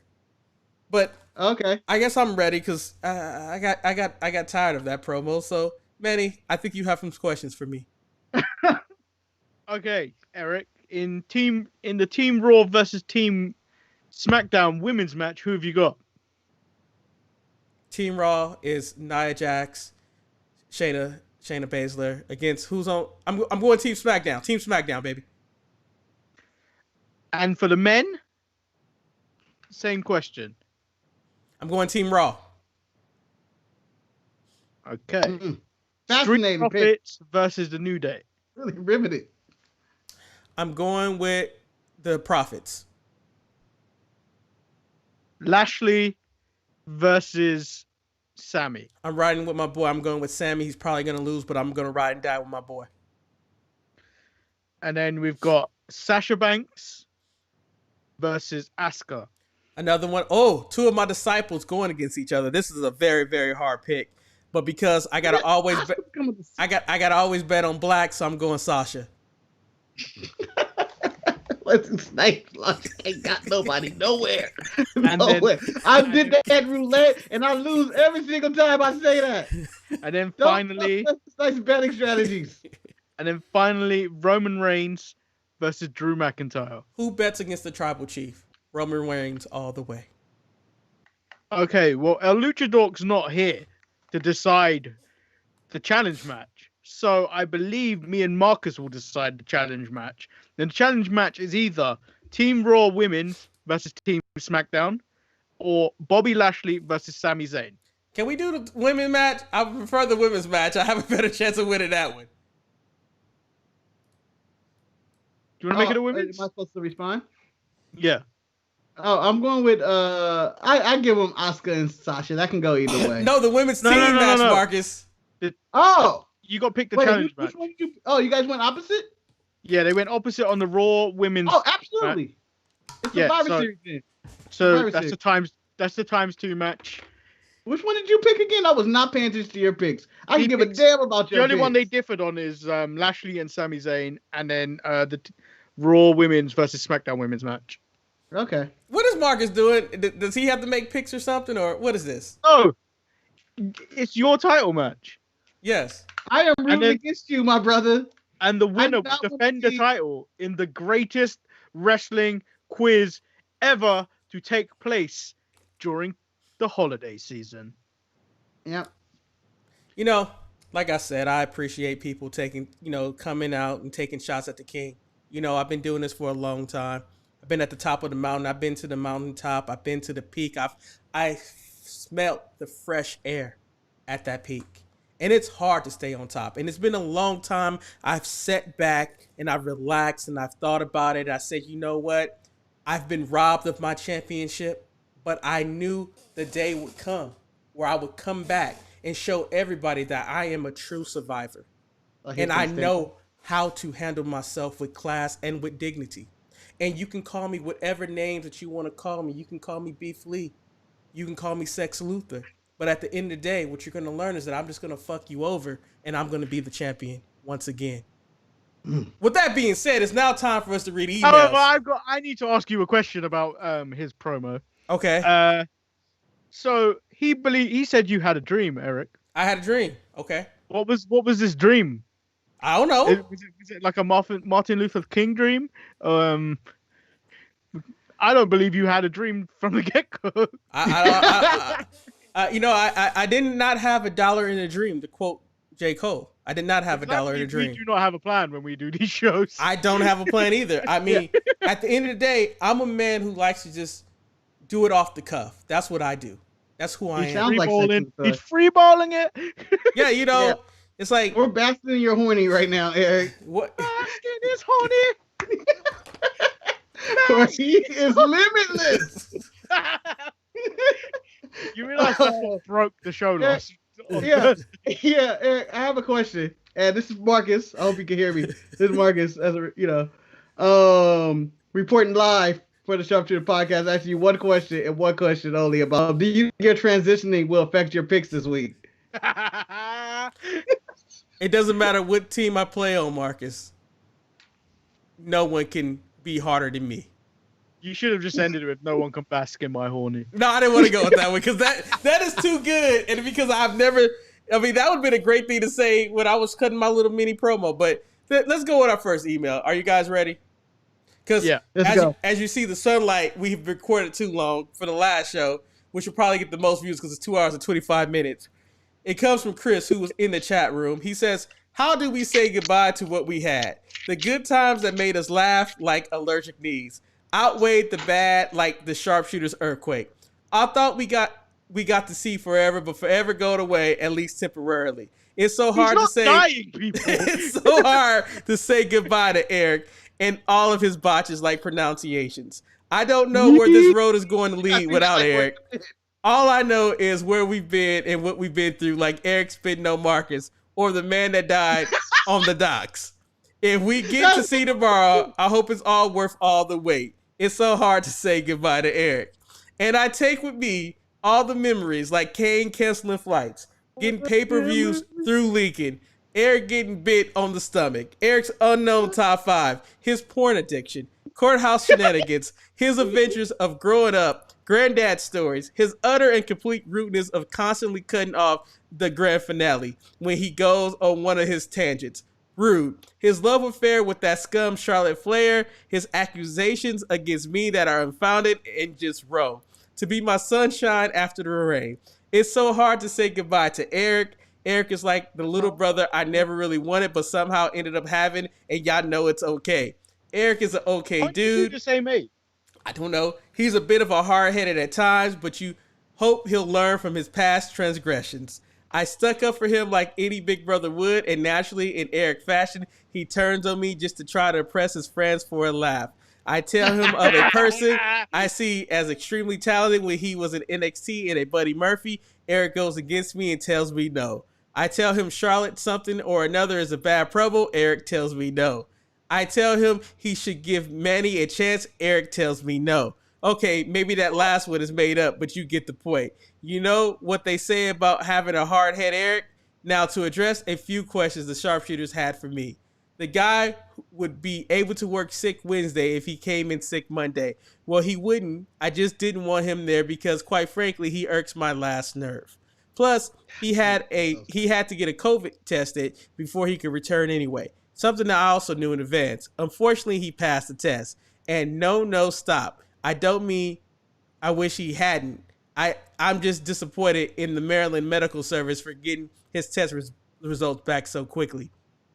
Manny and Eric and Manny, I will have you both know that I am not judgmental. In fact, I won Maryland's Judgmental Award from 2000 to 2016 and from 2018 and 2019. What happened in 2017? He's about to tell us right now. I only lost in 2017 to an elderly lady who dedicated her free time to trying to clean up the streets for prostitution and knows people who come up to your car at the lights and trying to clean your windows. Manny. Technically, that's a blessed soul. I only left the Untitled show once for the time it hadn't started yet. The other time, I was in desperate need of food as I had been up since 10 p.m. the previous night for work. Got home, then went to help move. And no, I'm not always moving. It's just that these places always have someone moving in or moving out. I was helped helping to help my roommate get more stuff of his girlfriend's stuff here, who I might add, if she added some highlights to her hair, could be a dead ringer for Shirai. I wouldn't be against seeing her in some of EO's wrestling attire, even just for confirmation. Wait till next time. Oh, wow, this is still low. Eric, since you turned down my offer to be my ethic consultant, whenever you return, I will allow you to be the Indy Hartwell to my Candice LeRae. And you don't even have to get me a big flat screen TV. Apple Watch Series 6, PS5, or iPhone 12 Pro will do. See how generous I am? I didn't even ask for the max. You're welcome. And then he sent in another question. So he says, so I've been told that there's two sides to Manny. Get your Pornhub Premium subscription. How does corporate Manny differ from the one we see on these shows? Manny, how does corporate Manny differ? Corporate Manny was kind of like how I spoke to Shantae, which was more respectful. Talk about people's pee-pees? Whereas, no, the tone. Whereas, like, how you normally get me is Manny from the end. I'm still Manny from the end. What? Where you going? Going to get his bagels and locks. Those blinds were getting on my nerves, man. It was so much light coming in. Our next email comes from Tony. You know, what was the last question? That was the last question about Manny. What was the difference? It was Manny. Yeah. Oh, okay. Yeah. Right, let me point out. I will say I should just keep saying like the Young Bucks. Oh, this is gonna be my last show, so we can get more emails and more interaction because that seems to have worked. That was the whole thing. I put that in the first bit of the chat on Thursday, and then Chris said everyone email him so he'll have the longest show possible. So that's what this is. Damn. So there's gonna be a portion where I clip this, and you know how they had the Undertaker's farewell? This is Eric's farewell. 30 years of podcasting. I haven't even quit though, man. Let me at least quit first. Tony ain't quit. He ain't quit till he did. Tony says NXT and later Eric in the subject line. I've been listening to this show for many years. I first discovered you on the way back when you released shows twice a week and covered TNA as well as WWE. Eric and Marcus had such a dynamic chemistry that it was easy to get hooked in. It was almost like you were eavesdropping on a conversation between two of your best friends, talking about something you loved watching since you were a little lad. Eric playing the straight man to Marcus with the comic relief. Then one day the show went away. Canceled? No. What? Why Sharpies? Why? Then out of the blue returns. My favorite all-black wrestling show returned. Overjoyed once again. Longest reigning episodic all-black wrestling podcast in the history of iTunes. This time Eric has some funnies. Was the highest so Marcus could teach him some funnies? Not really sure, but wow, did I find myself laughing and being entertained by Eric more and more. Adding guest appearance by the Sharpie wife, getting to know Eric on a more personal level. Eric getting a cat. Say what? What? Didn't think black folks like cats. But enough of the sobbing. Eric, I wish you and the wife the best. Gonna miss you, my guy. NXT loving the level up of Leon Ruff, almost like a throwback story to the 1-2-3 Kid and Razor Ramon. This time with a title involved. I have him somehow keep lucking into his wins until a week after TakeOver, where he ultimately loses to Pat McAfee. That's definitely felt like a send-off for Rhea Ripley to the so-called main roster. She should be fine there. She's white and blonde. Rhea versus Asuka, yes please. Rhea versus Sasha, give me what I want. Io still being in NXT is a blessing. We saw how badly they botched her best friend Kyrie. Oh yeah, I'm ready for some Tommaso versus Thatcher. Should make for some good old mud hole stumping and walking it dry moments matches. Well, shucks. I was hoping to save the blindfold matches to TakeOver. Both of those gentlemen have their gimmicks down to a T. Wonder what, if any, gimmick matches they'll have next. NXT main event is looking hot. Finn, Kyle, Pete, Cross when he returns. Cole, let's do this. With the brand accomplished the same as the Undisputed Era of holding all the GOAT, I hope so. Tony Time, good lord, that girl is thick. Can she let Dakota you said Bar... Tony Khan. I was listening. I thought you said Tony Khan. Damn, that girl thinking. I was like Tony Khan, and I was like, oh, I said Tony Time. Tony Time. Sorry. Can she let Dakota bar some of that booty? She still be a stacked piece. Wow. What is Ember Moon? She's obviously talented in the ring, but what is she? Is she supposed to be this mysterious Undertaker-ish? Yes, Undertaker-ish. That's for you, your old saying, Eric person. Hell, if I know, if she's playing tribute to the Road Warriors with that horrible haircut, what's with the face paint? It's so incomplete. Go full throttle with her, Ember, or leave it alone. All right. Don't want to make this too long of an email. I remember when Eric would get winded reading these long emails in his heyday of Tasha. Take it easy, y'all. Man. The Tasha, that's a throwback name.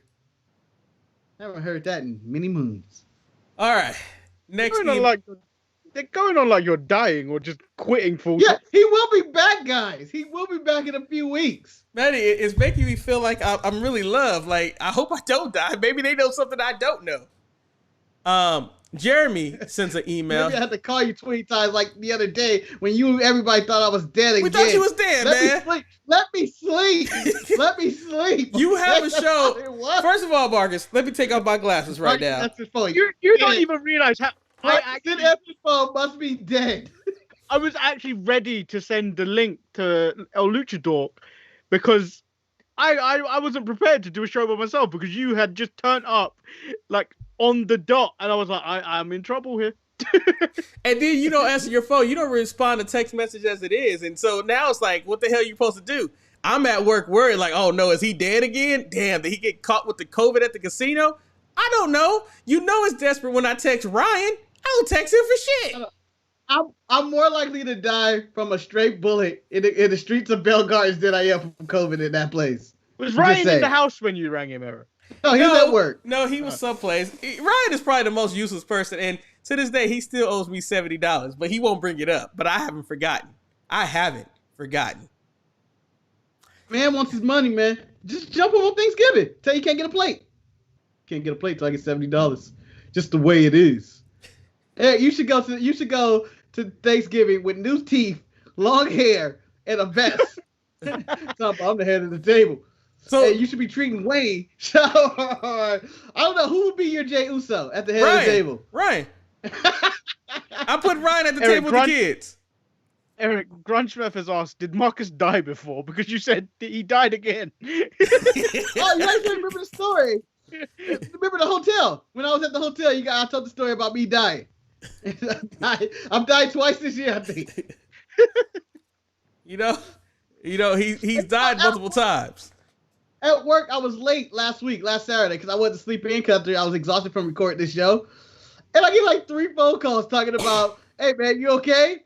Yeah, I'm running late. It's like 1 minute. And they're like, you're never late. And I'm like, I can be late. I can show up late, guys. I can be absent. I'm not that punctual. Maybe I am. You should call out Thanksgiving. Come eat some food, man. Call out Thanksgiving. Yeah. They just let me go early. Don't condone people not spending time with family and eating dry ass turkey, but going to gamble. That's not how it's supposed to be done.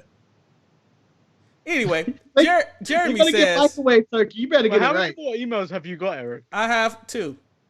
Okay, including Jeremy's or 2 after this one? No, it's 2 including Jeremy, man, because I might have to cut people short and wait till whatever my hiatus is to read this. How was everyone's week? The Undertaker's farewell that's been going on for all of 2020. Oh no, Undertaker ain't going no place. He's about to have a match coming up. I stand by my statement. Thing to walk out on stage. You can't leave this shit, and everybody go buy all of this merchandise. You go. So Jeremy says he stand by his statement about Kamala Harris. What is his statement about Kamala Harris? Oh, okay. Okay. I have not been listening to the show nearly as long as most here, but still a major fan nonetheless. Always fun, occasionally acknowledgeable Eric. The man who is rivaled by only Brutus Beefcake on the amount of gimmicks he has had. I missed the early gimmicks, so I can't speak of those. But Eric, I must ask, why so many gimmick changes? You don't have to reinvent yourself so many times in such a small amount. Well, the gimmick changes is, first of all, none of these gimmick changes are mine. This is all Manny's and Marcus doing. The running gag of the show at the very beginning is I was the only one who didn't have anything. The closest thing I had to a gimmick was it the prime factor or the prime number? It was pretty bad.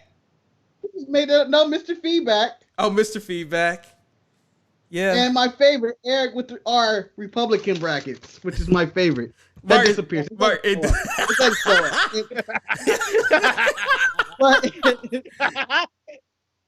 So he says you are funny or entertaining to all of them. Plain old Eric, he's all right. The hater, you perfected this one. The Triple X guy, do your thing. The chef, a relative short one that we never actually got to see materialize. Sex Luther, a new one, so I'm not too familiar with it yet. The Botch King, self-explanatory. Hey Eric, if you have spare time when you're away, we need a dictionary of Ericism. I'm upset that he didn't leave the tribal beef and beef Lee in there because those have also been pretty well used by Marcus and Manny in this situation. I feel like the Beef Lee one is our favorite. I like beef Lee, the tribal beef. The head beef at the table. Anything that goes like that. I'm all fan of that. And I'm sure transitioning. Eric. And I'm sure I've forgotten countless others. However, there is one that has been mentioned that we haven't seen you do on the show. And I feel it would be a disservice if you don't do it before you exit the company on your last show. And that gimmick is Erica.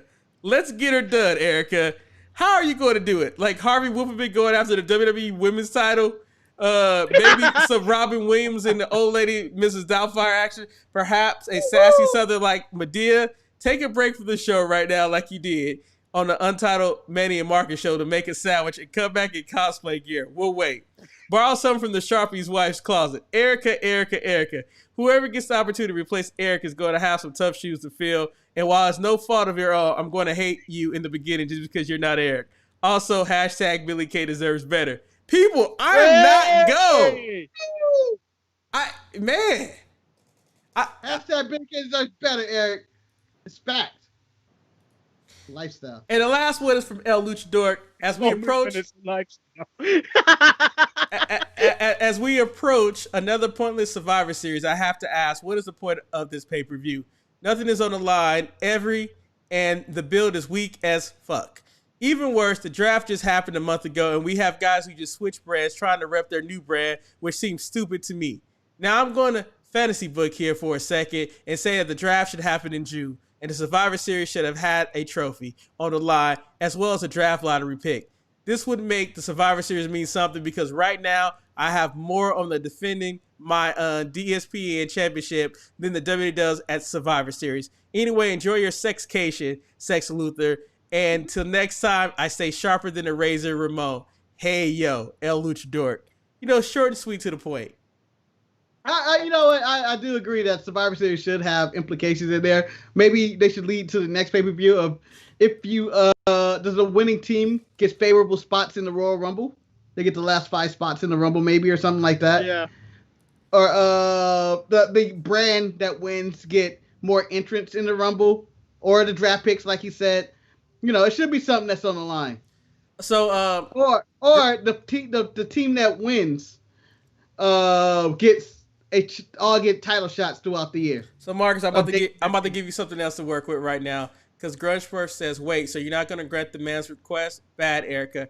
Eric don't dress in drag for free. Buy 20 shirts and maybe we can talk. Or his OnlyFans. Wait, that's only... trying to do the math. Manny, $400. Manny, we ain't... Hey, I've had people in my courtroom that is not charging market value for the going rate of what happens on the street, man. That's $400. And we don't even make that much money off those shirts. Manny, if we could sell 20 shirts, it'd be quite impressive. Might be worth me put on a wig or something. I don't know. We can't sell more than 2. Now Erica OnlyFans. Now that's our next brand. Jesus. Eric, we're going to escort you out your house. $400 and you're dressed in drag. I can just see you sitting there. It's like, what? I don't know why Atlanta paid Rondo $15 million. So you don't have to buy a shirt. Just donate $400 and Eric will do that. Wow. I'll buy the shirt. I will buy an Eric and drag shirt for $400. At least if you donate $400, we'll see all of that money. Whereas if you pay for 20 shirts, we won't see all of that money.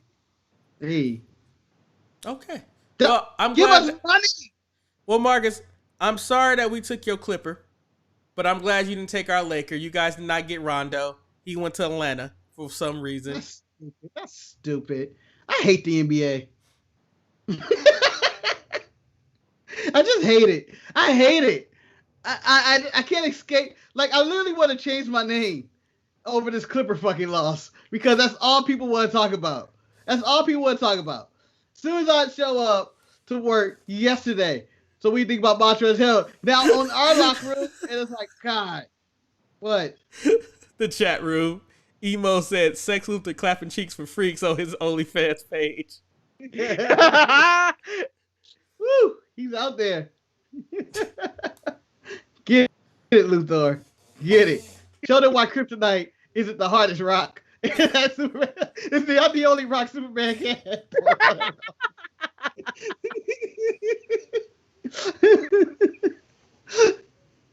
Keep it going. Keep it going. Eric, during this time, are you taking time off work or are you still going to work? I will be taking off time after the 6th. I think I'll be home for 2 weeks. To care and all that good stuff, to be a good husband. I feel like Eric, you take time off work anyway. So no, man. Like, let me tell you something, Marcus. Yes. You can go look at the numbers. You can go look to the numbers and you can talk to the people. The pandemic has done great things for my attendance. Has done great things. Wonderful things. You have to see less people. You have to see less people now. Yeah. All right. Yeah. Well, I think that concludes the show. I mean, 2 hours and 45 minutes. We still didn't get 3 hours in, but we still got 2 hours and 45 minutes. We could try. No, Marcus wants to go to sleep. I don't have to go to sleep. I don't have no work. You don't have work I today. Bang. No, I'm off this Saturday. Oh. I'm off every Saturday. Oh, I didn't know that. This is a good Saturday. But I have no plans I have no idea what the future is going to be for this show with me on it since I work at 11 a.m. when this show airs now. It's either that or we record at weird times. Weird for you. It might be. You know what? So it might be 5 middle of the night, your morning. Yeah, that's gonna be awkward for me at work when I take a break for the show. You know, the thing about the show, this has always been an audio show at the beginning, so we can always just keep it audio. You guys can just, well, Marcus has to figure out his whole schedule. Marcus, I guess you need the curfew in, huh?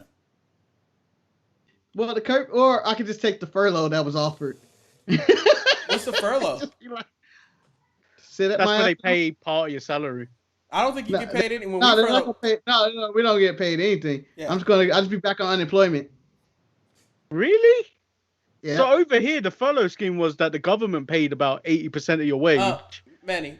So yeah, that is the we are a trash company. No, so you have to understand something. Our person in beef, you know, all the people who's in charge, aka the Republicans, they are not working trying to figure out how to convince people to stay home, while the people who who got elected, although people dispute it, those crazy people are saying that we need to figure out how to pay people to stay home so we can fight the pandemic. And I believe that is the right approach. You need to figure out to give us some type of money to stay at home to fight a pandemic. Well, the problem here, Eric, is they are paying people to stay at home here in the furlough schemes. But then I and many other people will have to fucking pay for it over the years to come. The economy will not fix itself anymore. I'm eternally screwed by taxes now. Don't wait, guys. That vaccine's right around the corner. I'm sorry, Manny. I really am. Don't know what this means. Flashlight for it, yeah. I don't know. What you gonna do with that? What you gonna do with your flashlight, sir? What is a flashlight, Marcus? It's a flashlight. Why are you stuttering? Why do you know what a flashlight is, Marcus? It's not a secret. Well, it's not a secret. What is it? I like how you're trying to plant that on him when we all know what that is. And everyone in the chat knows what that is. Yeah, it's a jack-off tool. You guys, it looks like a flashlight. It has pussy lips of some kind. You can get it from Vandal Porn Stars if you want as well. Hey. I don't know any of this. Pump away, baby.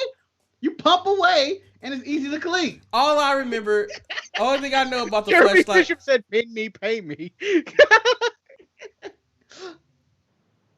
What is this, a 5-hour show, to be honest? No, I almost fell asleep right there. I almost like that.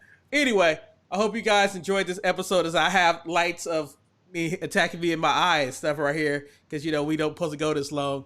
I'll be back. I'm not dying, y'all. The show will be back. We just don't know. Probably sometime in 2021 because we got to figure out Marcus' schedule. And is there a show this week for us, Manny? Tuesday, I can't do a show. Yeah, Eric told me. I said because it's Raw and Survivor Series, worst case scenario, we just don't do one. Maybe I don't know if you want to do one Monday to recap Survivor Series. Yeah, can do. Okay. These nasty men in the chat room. DSP and Fleshlight selling on the site. I want to tell you this. If you know what? I would make one, but none of you would buy it anyway, so it's a waste of money. You lot are pieces of shit. Wait, what? Put this on the site. Don't buy it. The only person that bought anything was El Luchador, and he's fucking never here. Hey, let's not forget that Michael bought a shirt too. Where's Michael? He's busy, but the thing about it though, Betty, there's a podcast audience, Betty. Let me tell you something, Marcus. I kind of want Betty to make the Fleshlight and then just be stuck with a bunch of merchandise in his room, just waiting. And his mom walks in. What the hell happened? Honestly, I would like for us to have just a bunch of random merchandise, and maybe Manny has the store of it as a box. And years down the line, his grandkids would randomly see, "Hey, Daddy, what is this?" It was an old YouTube show, and they go through it, and they finally get to the Manny Fleshlight, and they go, "Daddy, our granddad was this." Oh, stay away from that. That's Mark. You know that? Like I used them. All of them will be used when you buy them. Marcus, that is the premise for Jingle Jangle. Huh? That is the premise for Jingle Jangle. What's Jingle Jangle? The Netflix Christmas Black movie. Never heard of it. No, it's a Christmas movie, man. But he's an inventor who stops inventing, and then it goes. It's very nice, Marcus. On your day off, you should watch it. Nah. Nah, it sounds very Hallmarky. What are you planning on doing on your day off then? Well, last week I binge watched a good show called The Queen's Gambit. It's just about a junkie playing chess. At first I thought it was a true story, then I found out it wasn't a true. And I was like, I really have nothing to do. You know what? I have shit to do. Plan on watching Survivor Series. Maybe fit a show in there here and there. You're off Sunday too. Yeah, I'm off Sunday. Oh, man, is this news? Yeah, I haven't talked to you since this show, Marcus. You don't text nobody. You don't call. I'm off Saturday, Sunday, Monday, Tuesday. Oh, okay. But you don't get Thanksgiving, man. That don't seem right. I don't get no holidays this year. Is Thanksgiving bigger than Christmas in America? For fat people, yes. Because the way people talk about it, it's like bigger than Christmas. It's my holiday of choice, man. And fuck a Christmas. Well, it is the kickoff. Thanksgiving is the kickoff party for Christmas season. Although some people do put their goddamn Christmas lights and their trees and their decorations up there before Thanksgiving. Those people need to be shot dead in the street and dragged out and burned at the stake who do that. But wow. Yes. That's some extremist shit. I didn't know. QAnon is have a membership right here. QAnon. I'm one of the proud Bungalow Boys. I'm proud to be. Those people are terrible. You disrespected the one proud boy that we have that listens to the show, but we still don't know why they listen to the show. Who, Ryan?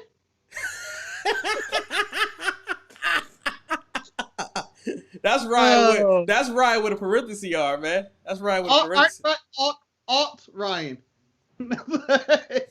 He goes alt. It's whatever. But yeah, Thanksgiving's a big deal just for eating and family time. Although I mean this curfew is the stupidest. I feel like it's stupid. I feel like this is where I draw the line. Marcus, let me tell you something, Mark. Emote is so right. He says these next 2 holidays is going to kill so many Americans. You're right. Marcus might be the only one that's still alive afterwards because he's the only one that's I'm the one in the shit. I'm the only essential worker out of the group. No, but Marcus, because you're not going to a Thanksgiving holiday dinner, so you're safe. You got to realize, Marcus, I'm going through a full lockdown and a curfew at the same time. So your thing is void. So he's saying that your bitch needs to stop. I don't understand the curfew. I don't understand. I don't see how this stops. It is stupid because it implies that COVID goes, oh wait, it's 10 o'clock. I can't get you anymore. COVID is Batman. Only come out at night. I am vengeance. I am justice. I am COVID-19. Like, it's stupid. It's stupid. I don't get, like, I feel like it's going to create more habits because, oh, wait, I'm out Thanksgiving. I'm with the family. We've been drinking. Let's go out and have some fucking party somewhere. I feel like it's going to encourage more. I don't think that happens like that, but that could be your Black time. Black Friday's going to be lit. It's going to be lit. People coughing all over each other at Walmart to get a TV. Black Friday is going to kill more of the population than anybody. Well, Marcus, I need to probably let you guys go because I still got to make a slideshow that I still don't understand where the slideshow will be played at. And then I've been told that you were doing this slideshow for like at least a month now. Manny, there's one thing you should know about me, and you probably knew this already. If you thought somebody was a procrastinator, I'm that guy. Because the slideshow never made much sense to me because everything will be taking place outdoors. But this is what they asked for. And then be a phone, man. Be a phone. But with that being said, I will save this conversation for after this because it don't make no damn sense. I'm Eric. I'm Lord Manny Hayes, and I'm going to the moon. That's why he hasn't moved at all. He was saving that spot. Well, since he's going to the moon, I'm marking the grand finale. Tune in sometime this week where you may get some random Sharpshooter content of clips from this 3-hour show, which seems like it has a bunch of shit in it anyway, which means I probably have to go back. Or, you know, we may do an Untitled Manny and Marcus show. Eric, I bid you farewell. Peace be to Judge. We have kicked you off the show, and we're going to change all the passwords while you're gone. Marcus, you know, I'm disappointed in you because, I thought you would at least wish me well in my future endeavors. At least keep it wrestling related, buddy. Wish me well in my future endeavors. No, I'm going to see you probably tomorrow or sometime this week. Oh, okay.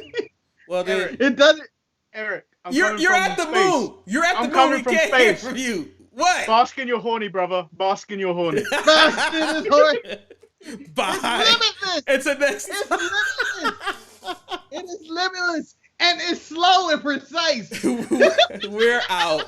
Later. Babe, I am going to lay you down and penetrate you. Bye, Marcus.